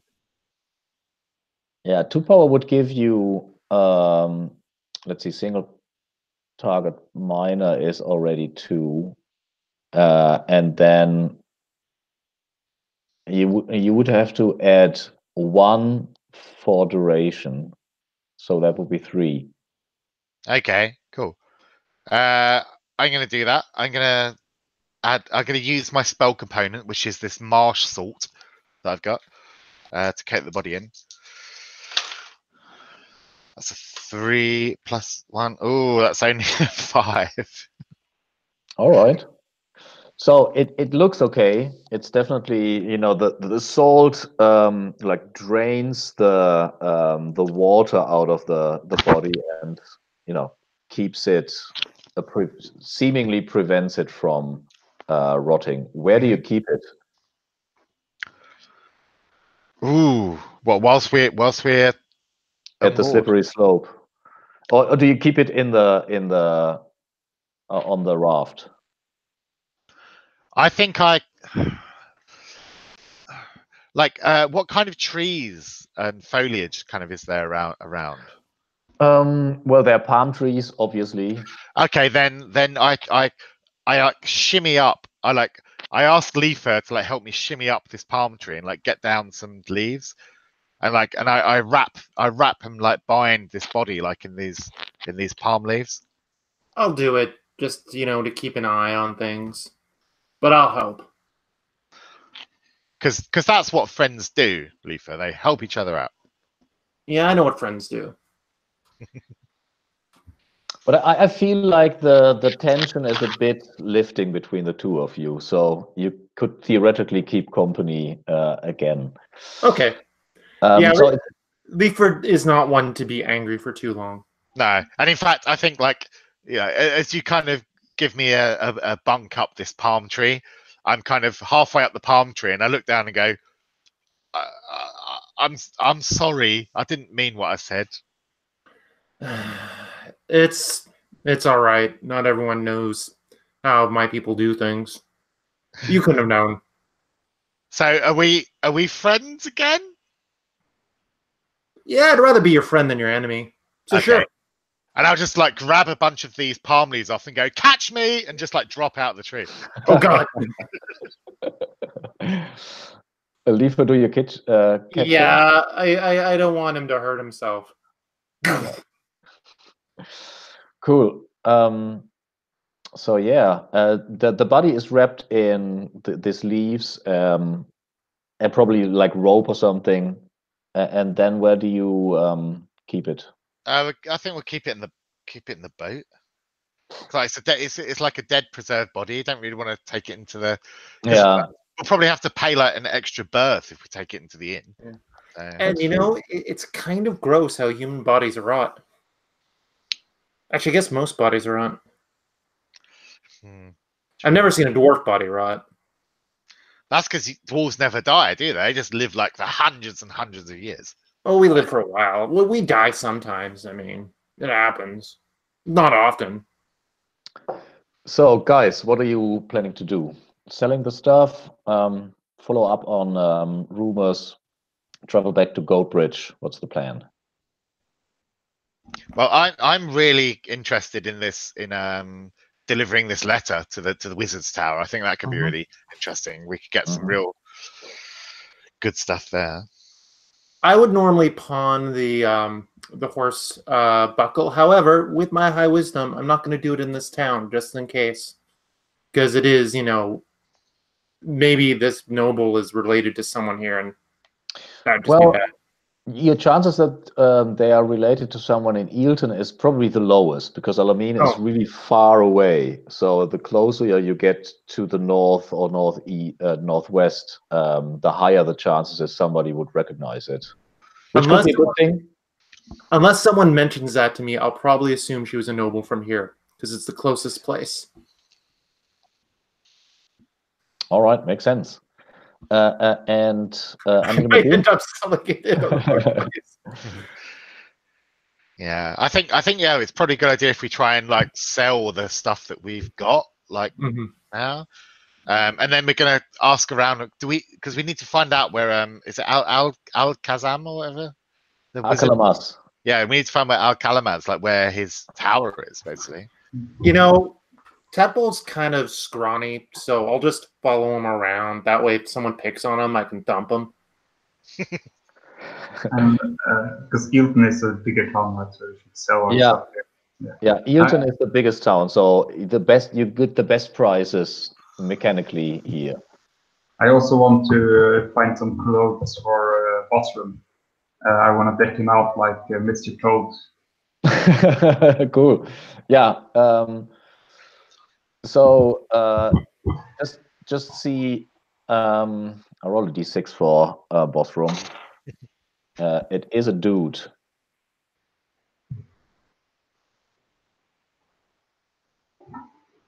So you want to buy clothes?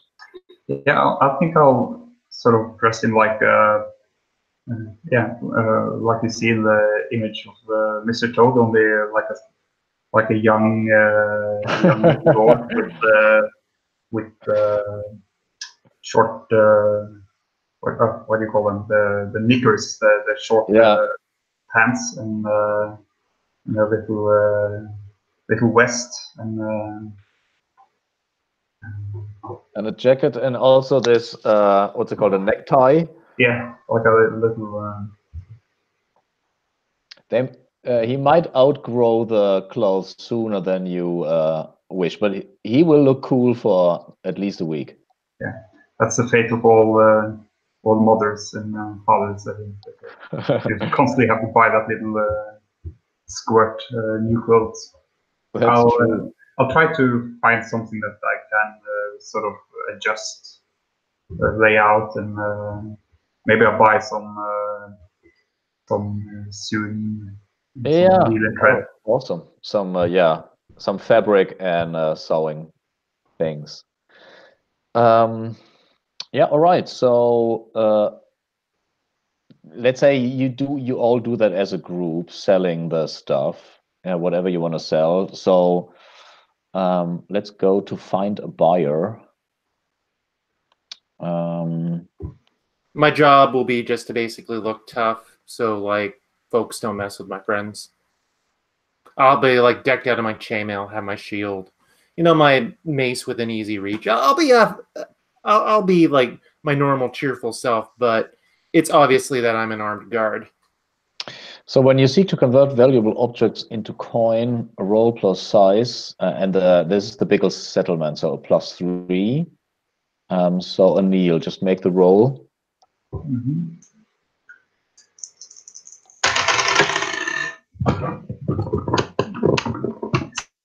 Right. That's +3, so that's a 9. And on a 9, on a 7 to 9, no one's buying today, but you can try again next week. Holy shit. And maybe somebody can help me look for a buyer. That's actually true. I mean, Lifu already said that she wanted to look tough, and so what do you do to persuade the buyer? Well, basically, like when they say they're not looking for anything, I'll walk up kind of with my normal. I fall back into my piratical ways a little, and I'm saying, "Excuse me, are you saying that my friends' goods aren't good enough? Are you insulting us? I feel insulted." And then I lean. Basically, I'm a dwarf, so I pick myself up and kind of like lean on the table and stare forward, frowning. And no one frowns like a dwarf frowns. That is true. Do you have a bond with Anil? I do not right now. I would like one. Yeah, you will get an opportunity, I bet. So if the judicial agrees work, the person takes +1, which pushes up to a 10. You may mark bonds with the person to increase or decrease the modifier further, but you don't have a bond, and a 10 is already enough. Okay, so what do you want to sell? And I'll tell you the price you get. The telescope, probably. Yeah, so the telescope is, hold on. Ship.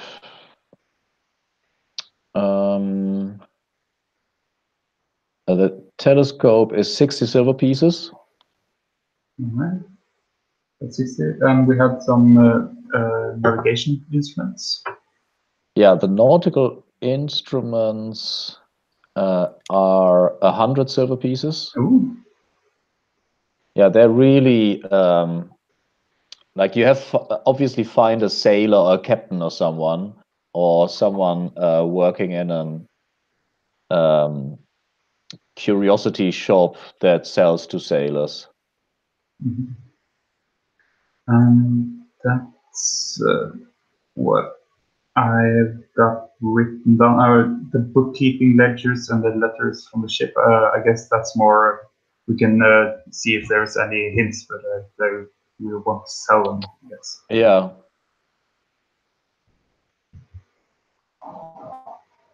Yeah, I'll sell those two, and if anybody else has any loot, then...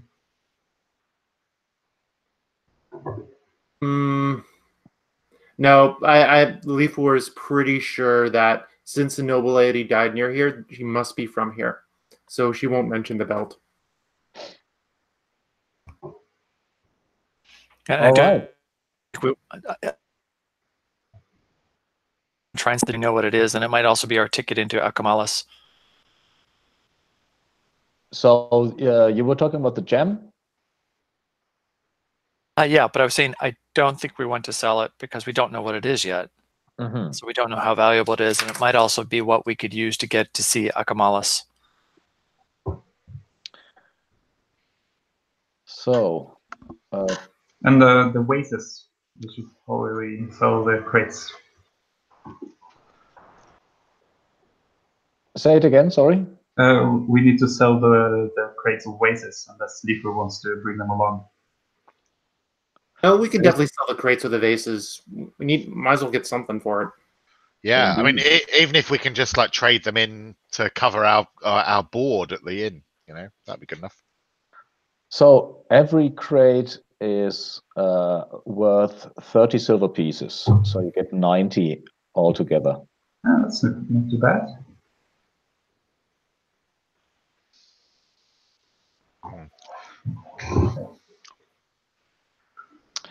And then, so you could do it as a project to get information about any subject you want to know stuff. Yeah, I think like Tadpole especially, and maybe with some help from Camille Dustin, like to kind of find like the local kind of magic, like wizard kind of union or whatever, and like that's not a union. I don't know, whatever they call them, and basically like just find out some of those weirdo folks that do the magic shit, and like and ask about where we could possibly find this tower. So strangely enough, when you talk around, you hear that there has been like pretty gruesome wizard duels lately, which led to more or less the whole wizard population being killing each other off. There's one left called Peyton, who lives in a like a gigantic mansion. He is he's pretty rich as well, but you can definitely go to him to ask about Akamalas. So, yeah. Are you up for that, Dustin? Mm-hmm. Yeah. Cool. Let's venture out there then. Let's go there. So let's see, research, and I mean this is like a social role, I guess. You want to charm Peyton to tell you guys about everything he knows about Akamalas. So let's roll plus charisma to see if it works out. Who are you asking to do this? I don't know who's taking the lead. Oh, it's definitely Tadpole. Tadpole's Tadpole's friends with everyone, Yeah. And Dustin's not very good with people, so I think Dustin will take an attack that he'll just pull his hood up so that it's shading his face. Staff. We have sort of that good cop, bad cop thing going. Perfect.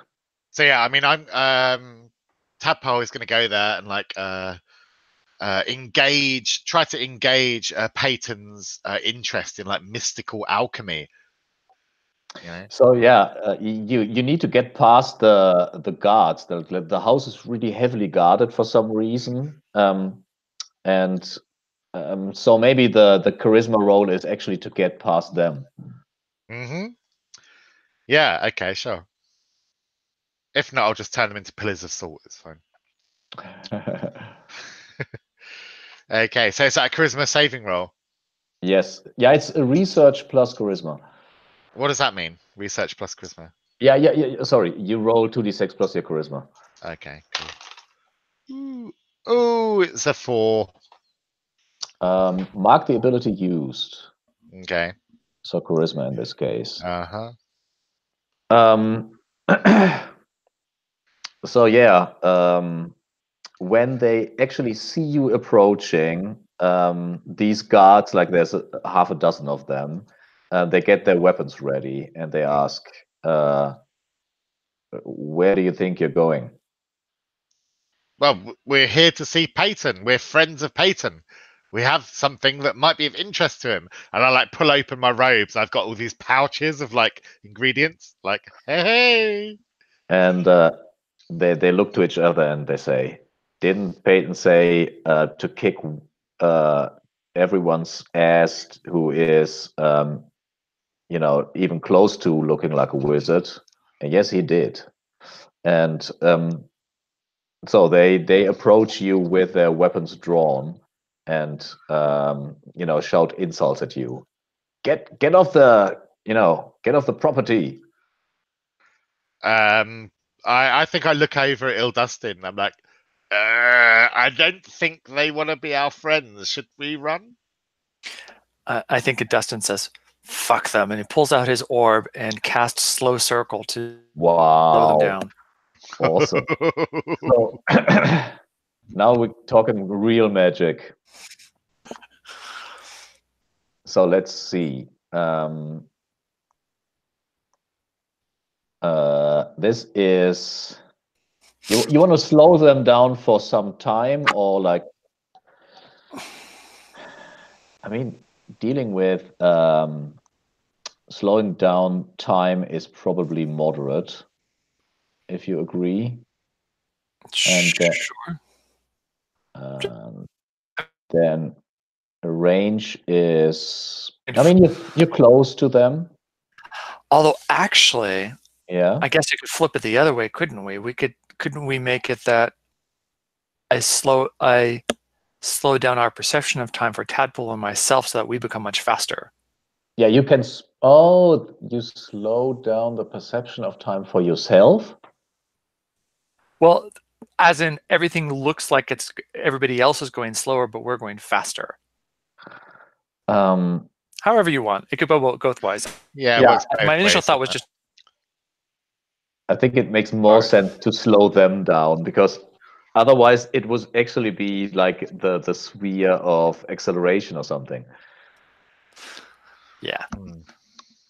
Okay. I don't have the table in front of me to see what else I have to choose. Yeah. Okay, I'll read it loud. So there is moderate is 2, close, I guess, is 1 because they're before you. Several targets is another 2, which is 5. And then duration of 1 would definitely allow you to enter, and the next step would be a duration of 3, and that is a long ass time. So we're talking 6. Okay, I can do that. Wow. You forgot. The one thing that this is the one thing Dustin does well is he's got an intelligence of 18. Awesome. And he's got the orb, so he's got a power of 7 actually. So that gives him 1 extra. I forget what that is. That gives him 1 extra on the spell. So you're casting a spell to sort of slow them all down, yeah? Yep. Yeah, I'd like to help. So then we can. Yeah. How do you help?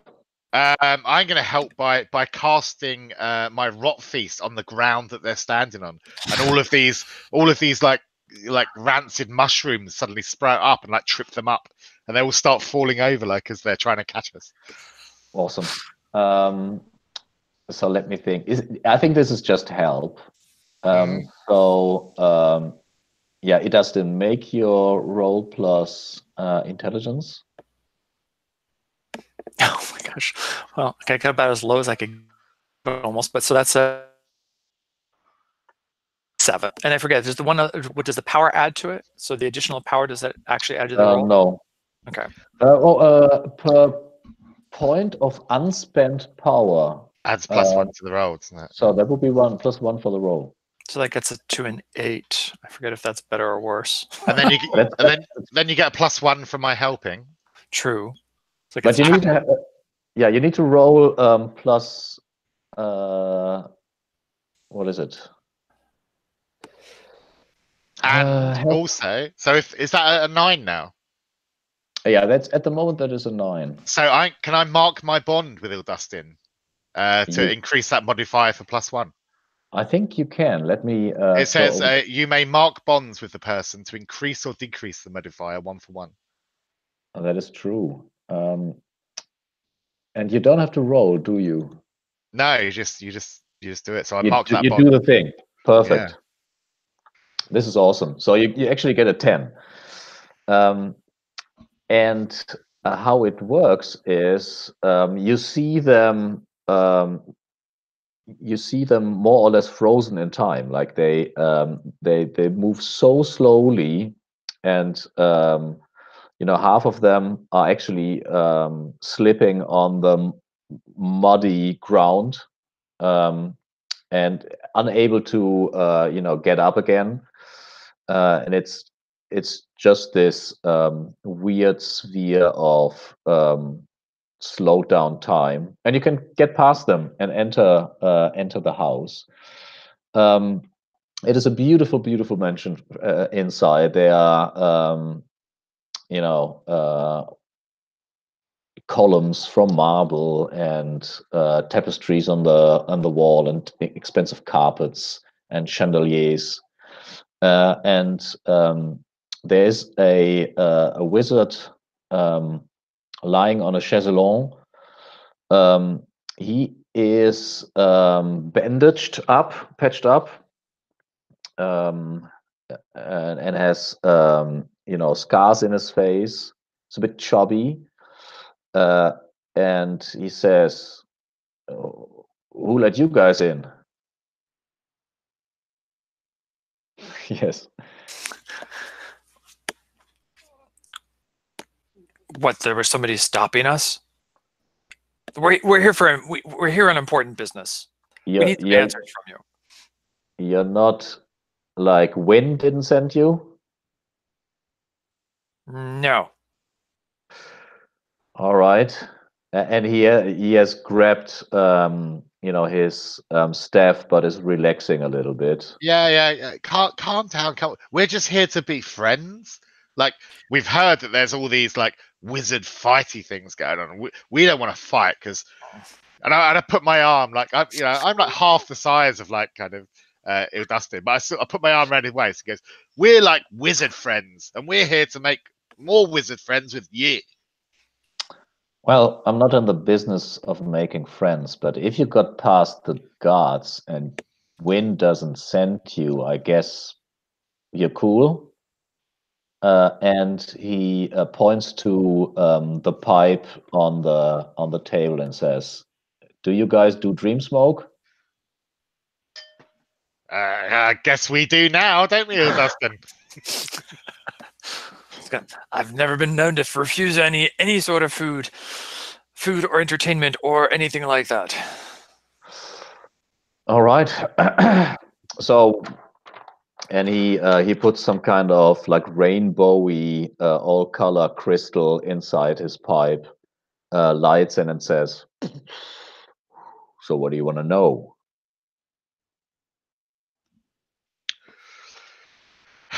We want to know where. What's his name again? The Alakazam. That big wizard who lives in the tower. Here we go. Zakamala? Mhm. Yeah, that's the one. Like, where does he live? Because like we've got something that he needs to have. We need to deliver to him very soon. Before you do this, consider there's Zakamala and Akamalas. Helping the one is definitely anger the other. And you don't want Zakamala to be your enemy. Whose side are you on, Peyton? Well, I was on Zakamala's side. I wanted to become his apprentice. And you see that his eyes are now like his eyelids are getting really, really heavy, and he passes the pipe to you. But I don't know. I'm kind of neutral at the moment. Oh wow! You can double yourself. That's creepy. Wow, that's what the cosmic rainbow-colored space dust. It does, doesn't it? Yeah, sorry, don't know what that was. It was suddenly my connection interrupted in a very strange way. That's cool. This is very appropriate. So yeah, he says, I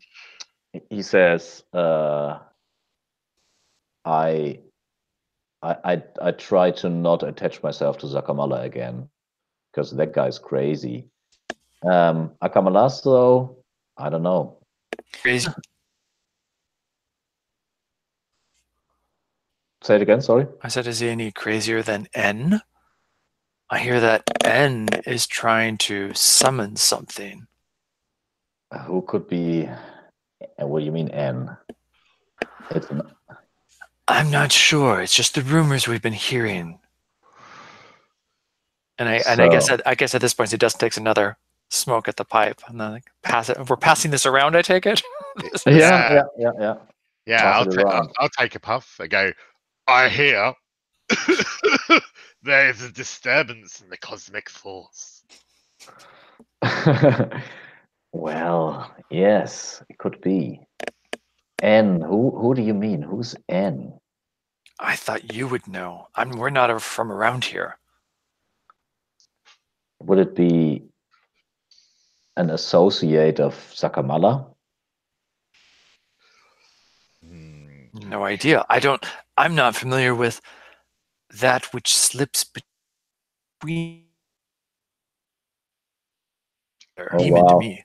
Oh, you just broke up there. Yeah, but I think I heard it. So that which slips between, and when you say that name, he puts his finger onto his lips and says, "Don't say his name."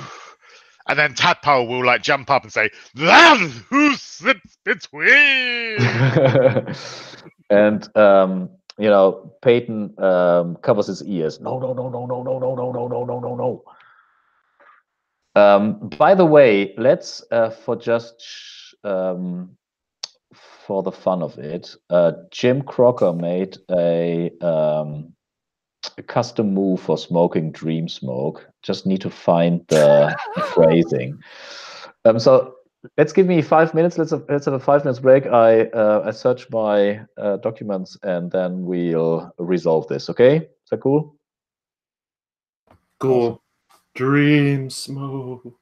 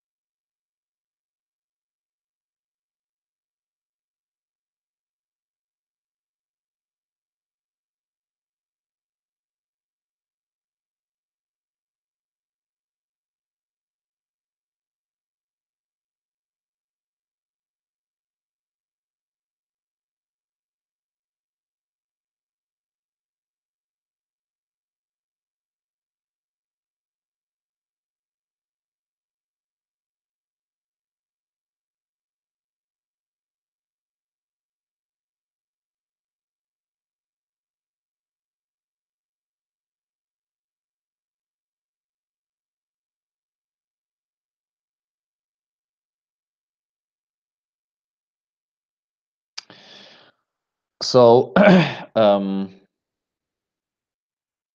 so the custom moves on the class moves tab. I can read it for you if you want to.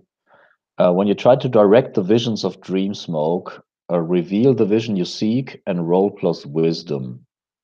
So while your tongues are getting thicker and thicker and your speech is impeded, Peyton says, well, the tower of Akamalas and Zakamala, they tend to move, but the last time they have been east of, oh fuck, what is it called? East of, hold on a second.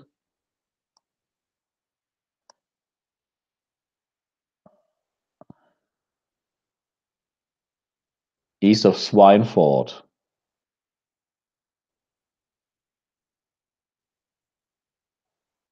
And N, that could be, I don't know. And that is when the visions hit you. So whether you want to travel, Tadpole. Oh, I mean, who wants to make this roll? Dustin, do you want to make it, or do you want me to make it? Oh, you both. I mean, you both have different visions. Oh, excellent! Yay. I'll tell you what. Shall we make our roll for the visions thing, and then cut back to the other two, and then you can come back to us for our visions. Yeah, definitely. Give you a while to think of them. Yeah, just tell me what you want to seek. Like what do you want to seek out? I want to seek out. Or think about it, and I switch over to the others. Yeah, do that, and we'll make the roll. Yeah, that's a good idea. Yeah. And kids watching at home, Paul is just an awesome player, taking care that the other players don't get bored. It's called spreading the spotlight, and I'm bad at it. Okay, Lifu and Anil, you have been selling stuff, but there are also stuff on your shopping list. Yes. Do I have anything that I'd really like some better armor, but I got the best armor I can afford, which is stuff I made, so I'm good. We each get 62 silver on the loot. So Neil, where do you want to go next? I mean, we got some money. We can buy more food. Go to an inn. I could use a drink. Or you can do like your weird kind of cleric stuff, and I can provide backup in case someone tries to mess you up. Well, actually, I know that you get sort of attached to people, and we haven't maybe connected that much, but I seem to have lost my weapon. I was hoping maybe you could. I mean, I just swing them really and hope for the best. But, all right, yeah. Let's get you a good weapon. So what kind of weapon do you want? There's many, many kinds. There's this one here, which is very good for bashing. The one you had before was very good for crushing as well, but kind of complicated, and I've never seen an elf use a flail before. Not very handy underwater. If you want a water thing, you get like a trident or a spear. Swords are always good. Axes are like useful. Yeah, I was actually thinking about.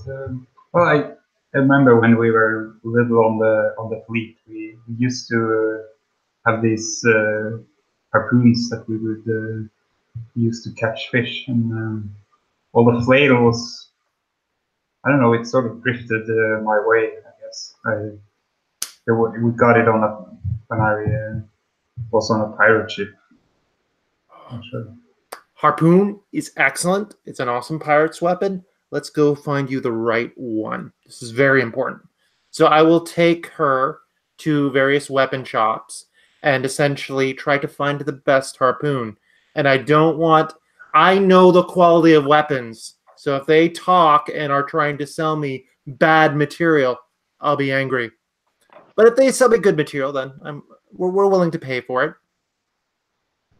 Yeah, you can pick from the list. This is a big city. You can get everything that's on there.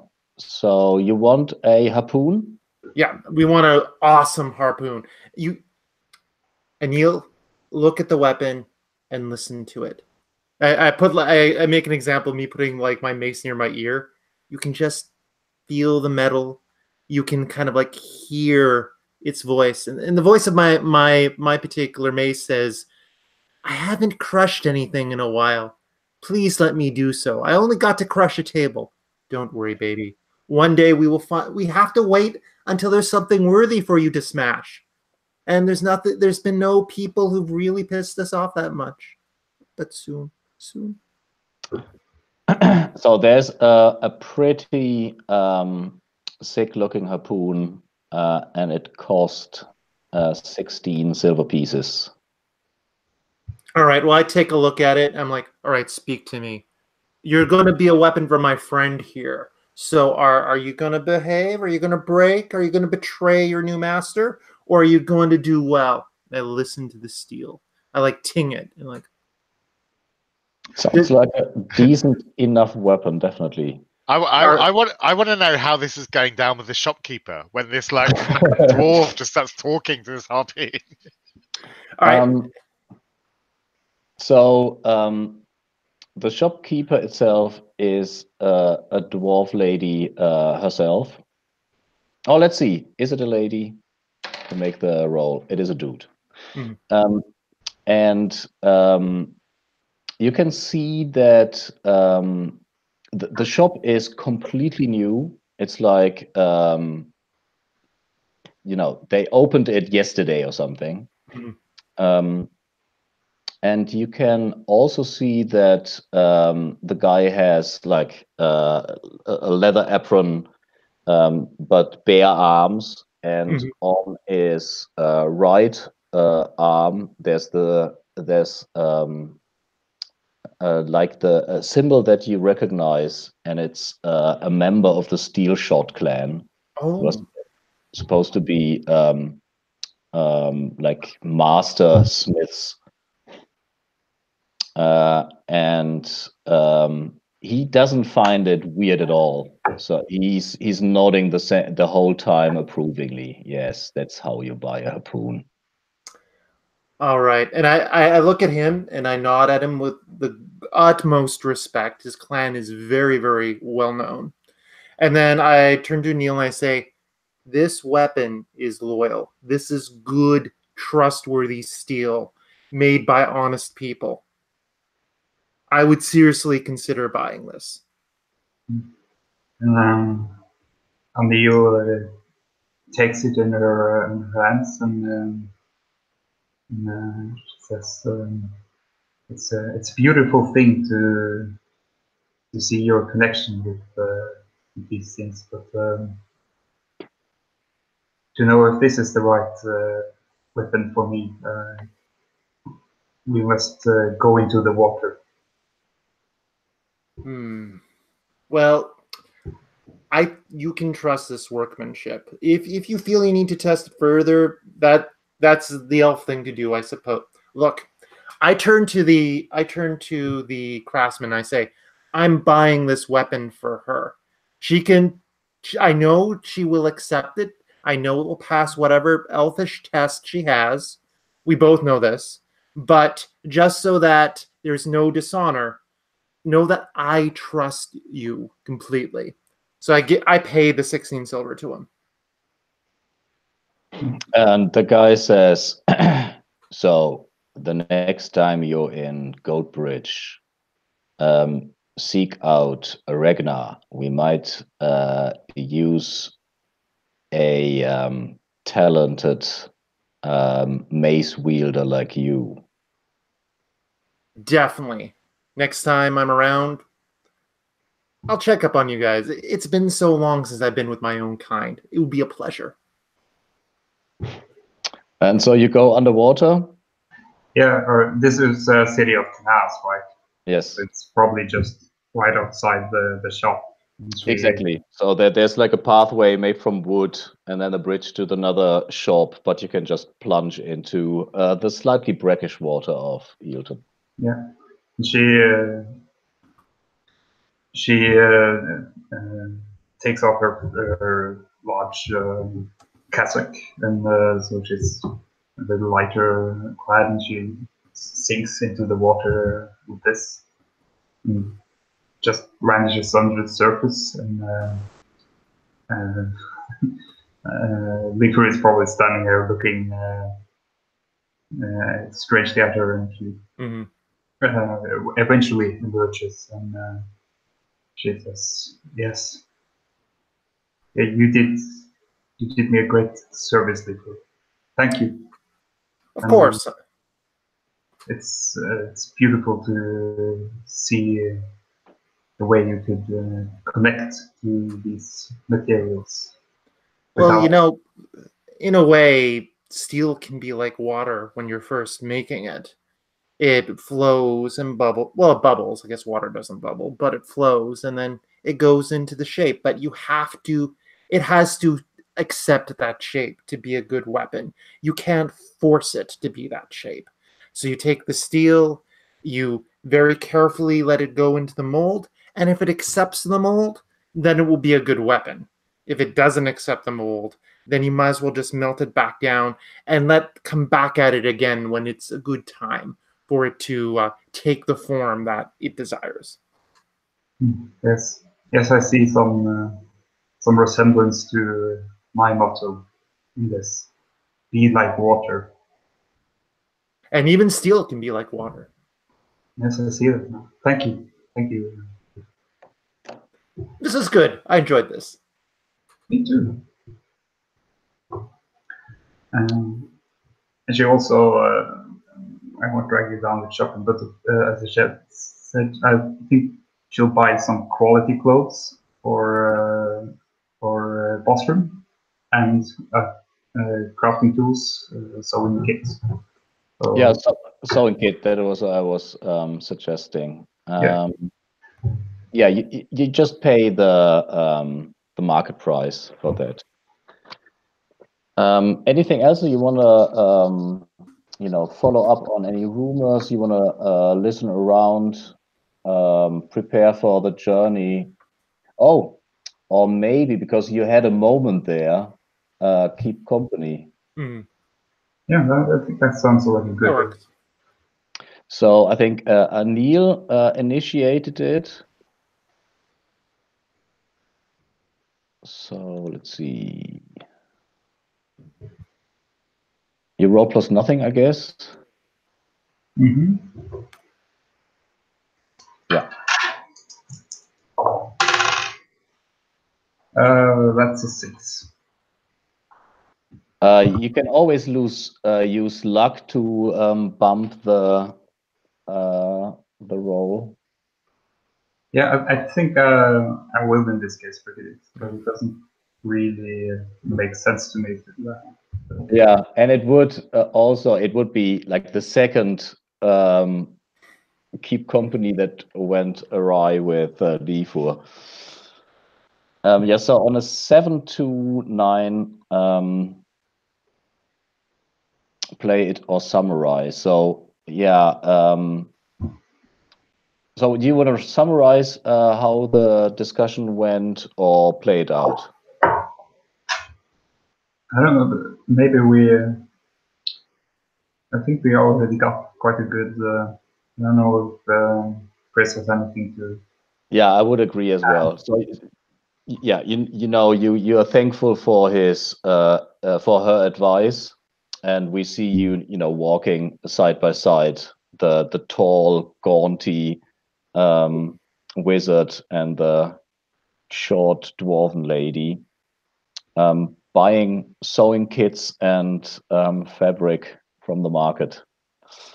Actually, I'll buy good clothes too, because I want to. That encounter with my kind made me a bit homesick, so I want to dress more like a dwarf. And maybe now I can. It's my turn to.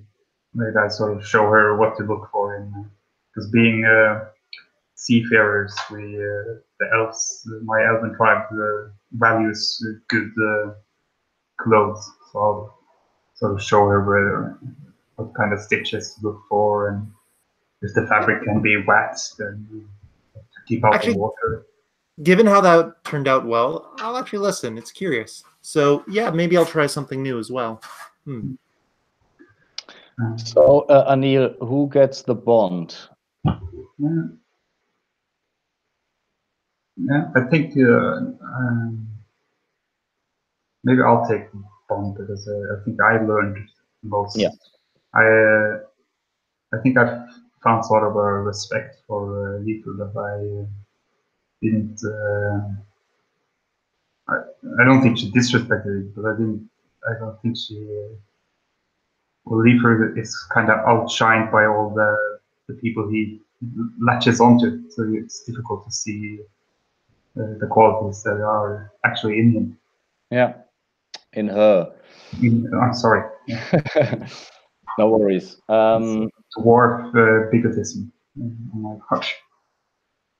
So yeah, you buy the you buy a new garment that is.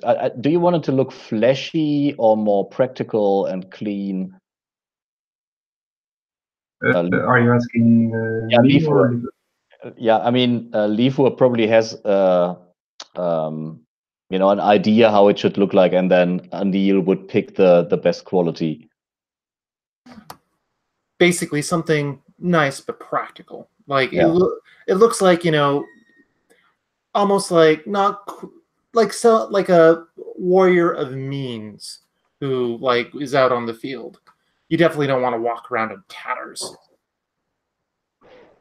All right. So let's go back to the drug scene. Tadpole, what do you want to? What kind of vision do you want to have?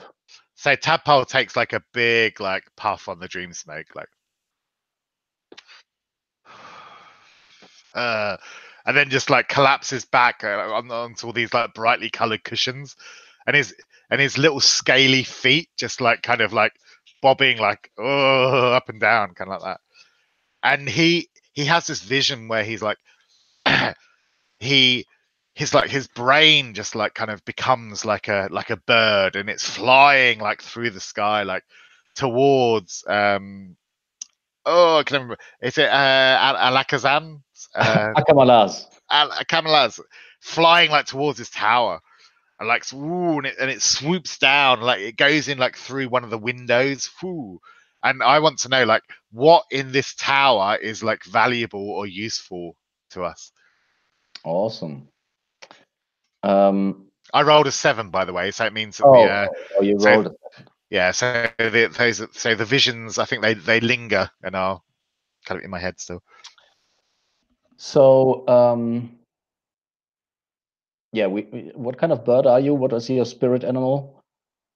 It's a marsh pigeon, of course. Obviously. Yeah, so we see you flying over the lands, and it is like the time is speeding up. So you see the sun moving over the horizon twice before you reach the tower, and so you actually pass like a thin black straight tower with just one single balcony, but you fly past it, and you like, I don't know, like half a mile after that first tower, there's a second tower which is colorful and has like several small towers. It is a very, very thick, like almost mushroomy main body, and then the small colorful tower sticking out from all the sides. And you swoop into the through one of the windows, and let me have a look at the treasures.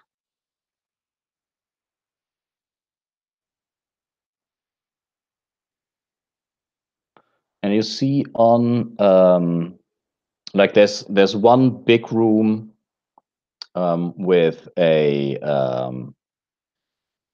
summoning ring in the middle, and there's this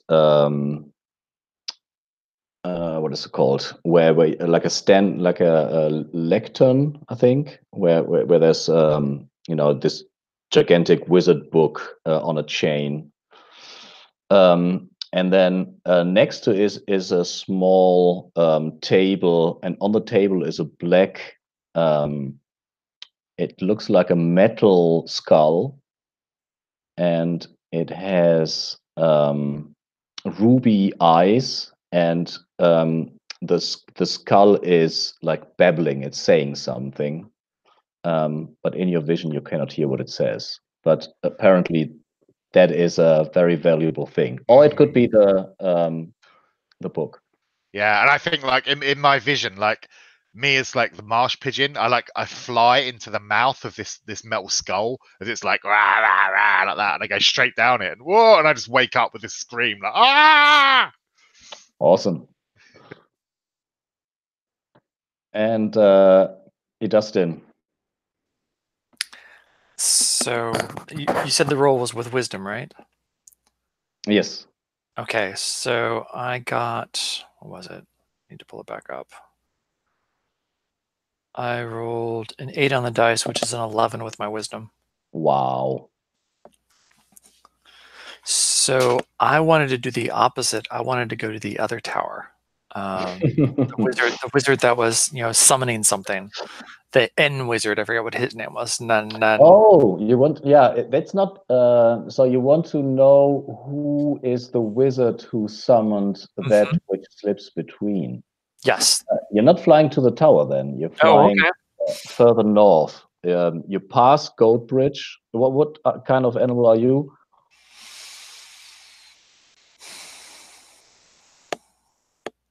I want to be something fast that flies. I want to say an eagle. Mm-hmm. Yeah, and we see this majestic eagle flying north. Again, the time is sped up.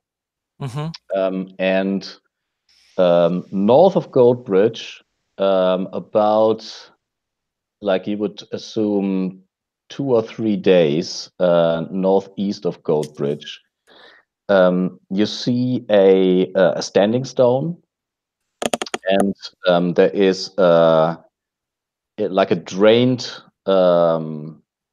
slough and a hole in the ground, and next to it is like a big like another gigantic rock or something that was put on the hole, and you fly inside inside this hole. There's a cavern under it, a cave with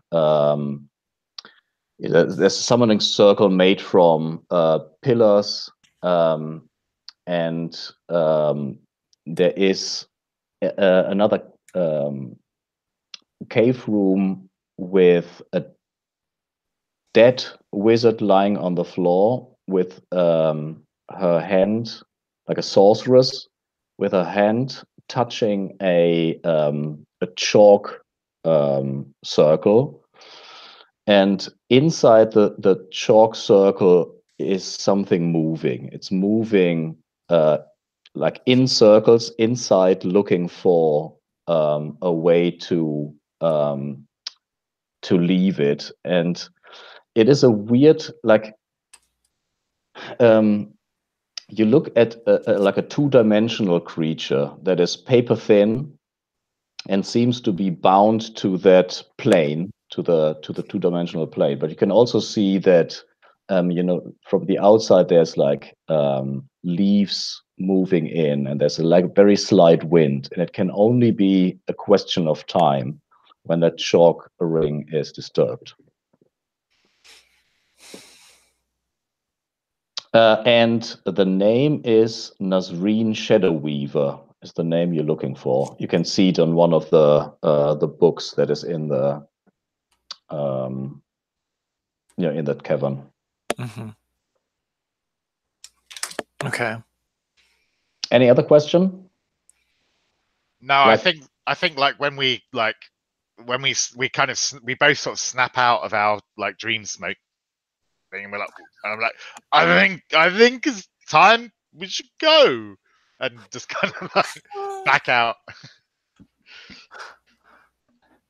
Yeah, I think this is a sort of dream that you sort of snap out of pretty fast, as we get shocked back into the place where he was, and Dustin will probably stand up also very quickly, and turn to Peyton and say, "Well,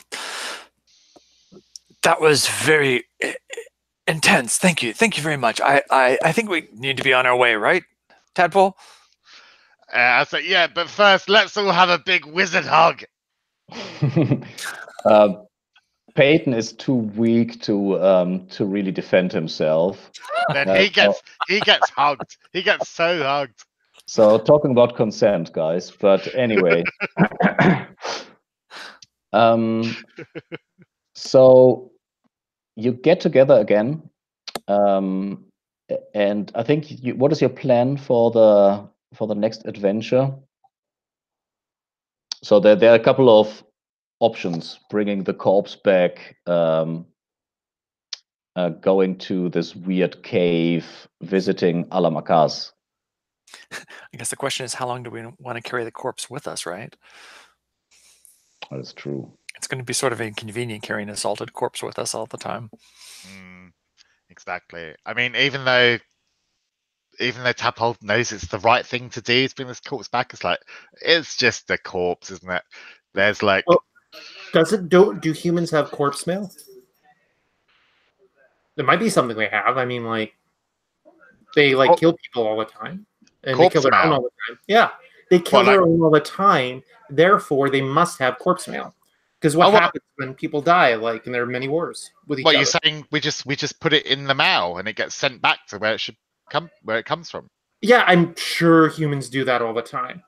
They're always murdering each other, so obviously, I mean, it makes sense.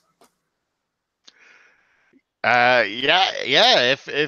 If you say that's the way it should be, let's do it. And can we just stick the corpse in a mailbox and hope it ends up where it should be?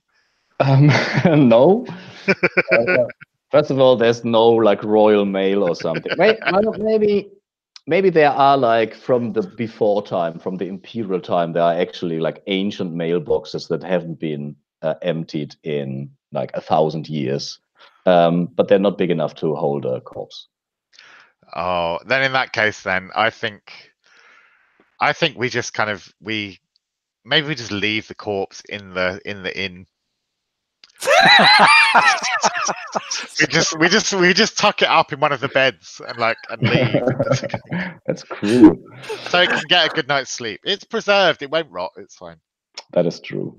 And your plan is we can leave a note describing what it is and who we think it is, and then they can deal with it. The city can deal with it as they see fit. Awesome. I still have the 6 in my head, so. The story of the corpse is not told yet. Yeah. Anyways, guys, I'm afraid we are nearing the end of our adventure. So let's have like an outro, some kind of epilogue. What do you think happened next? Well, let's start with Anil.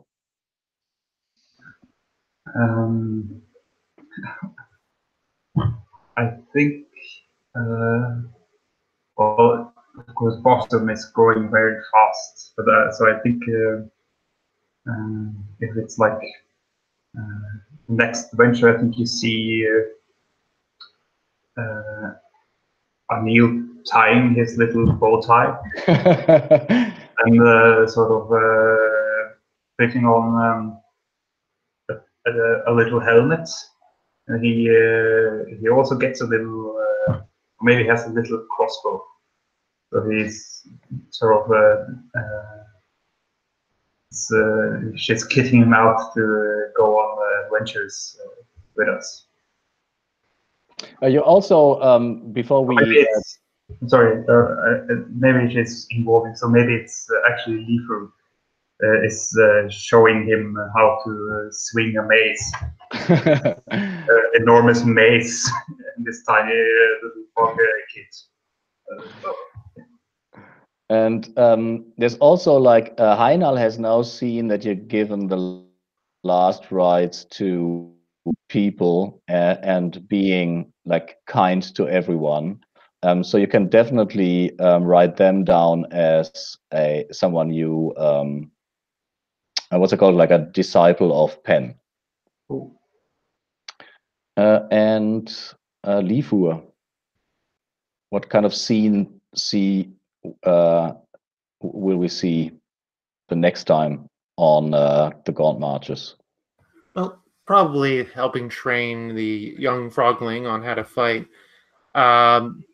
Probably carefully staring at a map and just kind of solely for her, like just drinking and thinking about home, and then realizing that the party is going in the right direction to take her home, but she misread the map. So like if they go south, she like looked at the big N and goes, "Ah, that's not where I'm supposed to go because N is for no." Or if we're going, or if we were going north, she goes, "Okay, we're going north, not south, not S because S stands up. All right, we'll go." All right, and Dustin / Christo. I think we see Dustin and Tadpole, if willing, inscribing this spell, because we had one spell we found, both inscribing it and finishing the last lines in the scroll.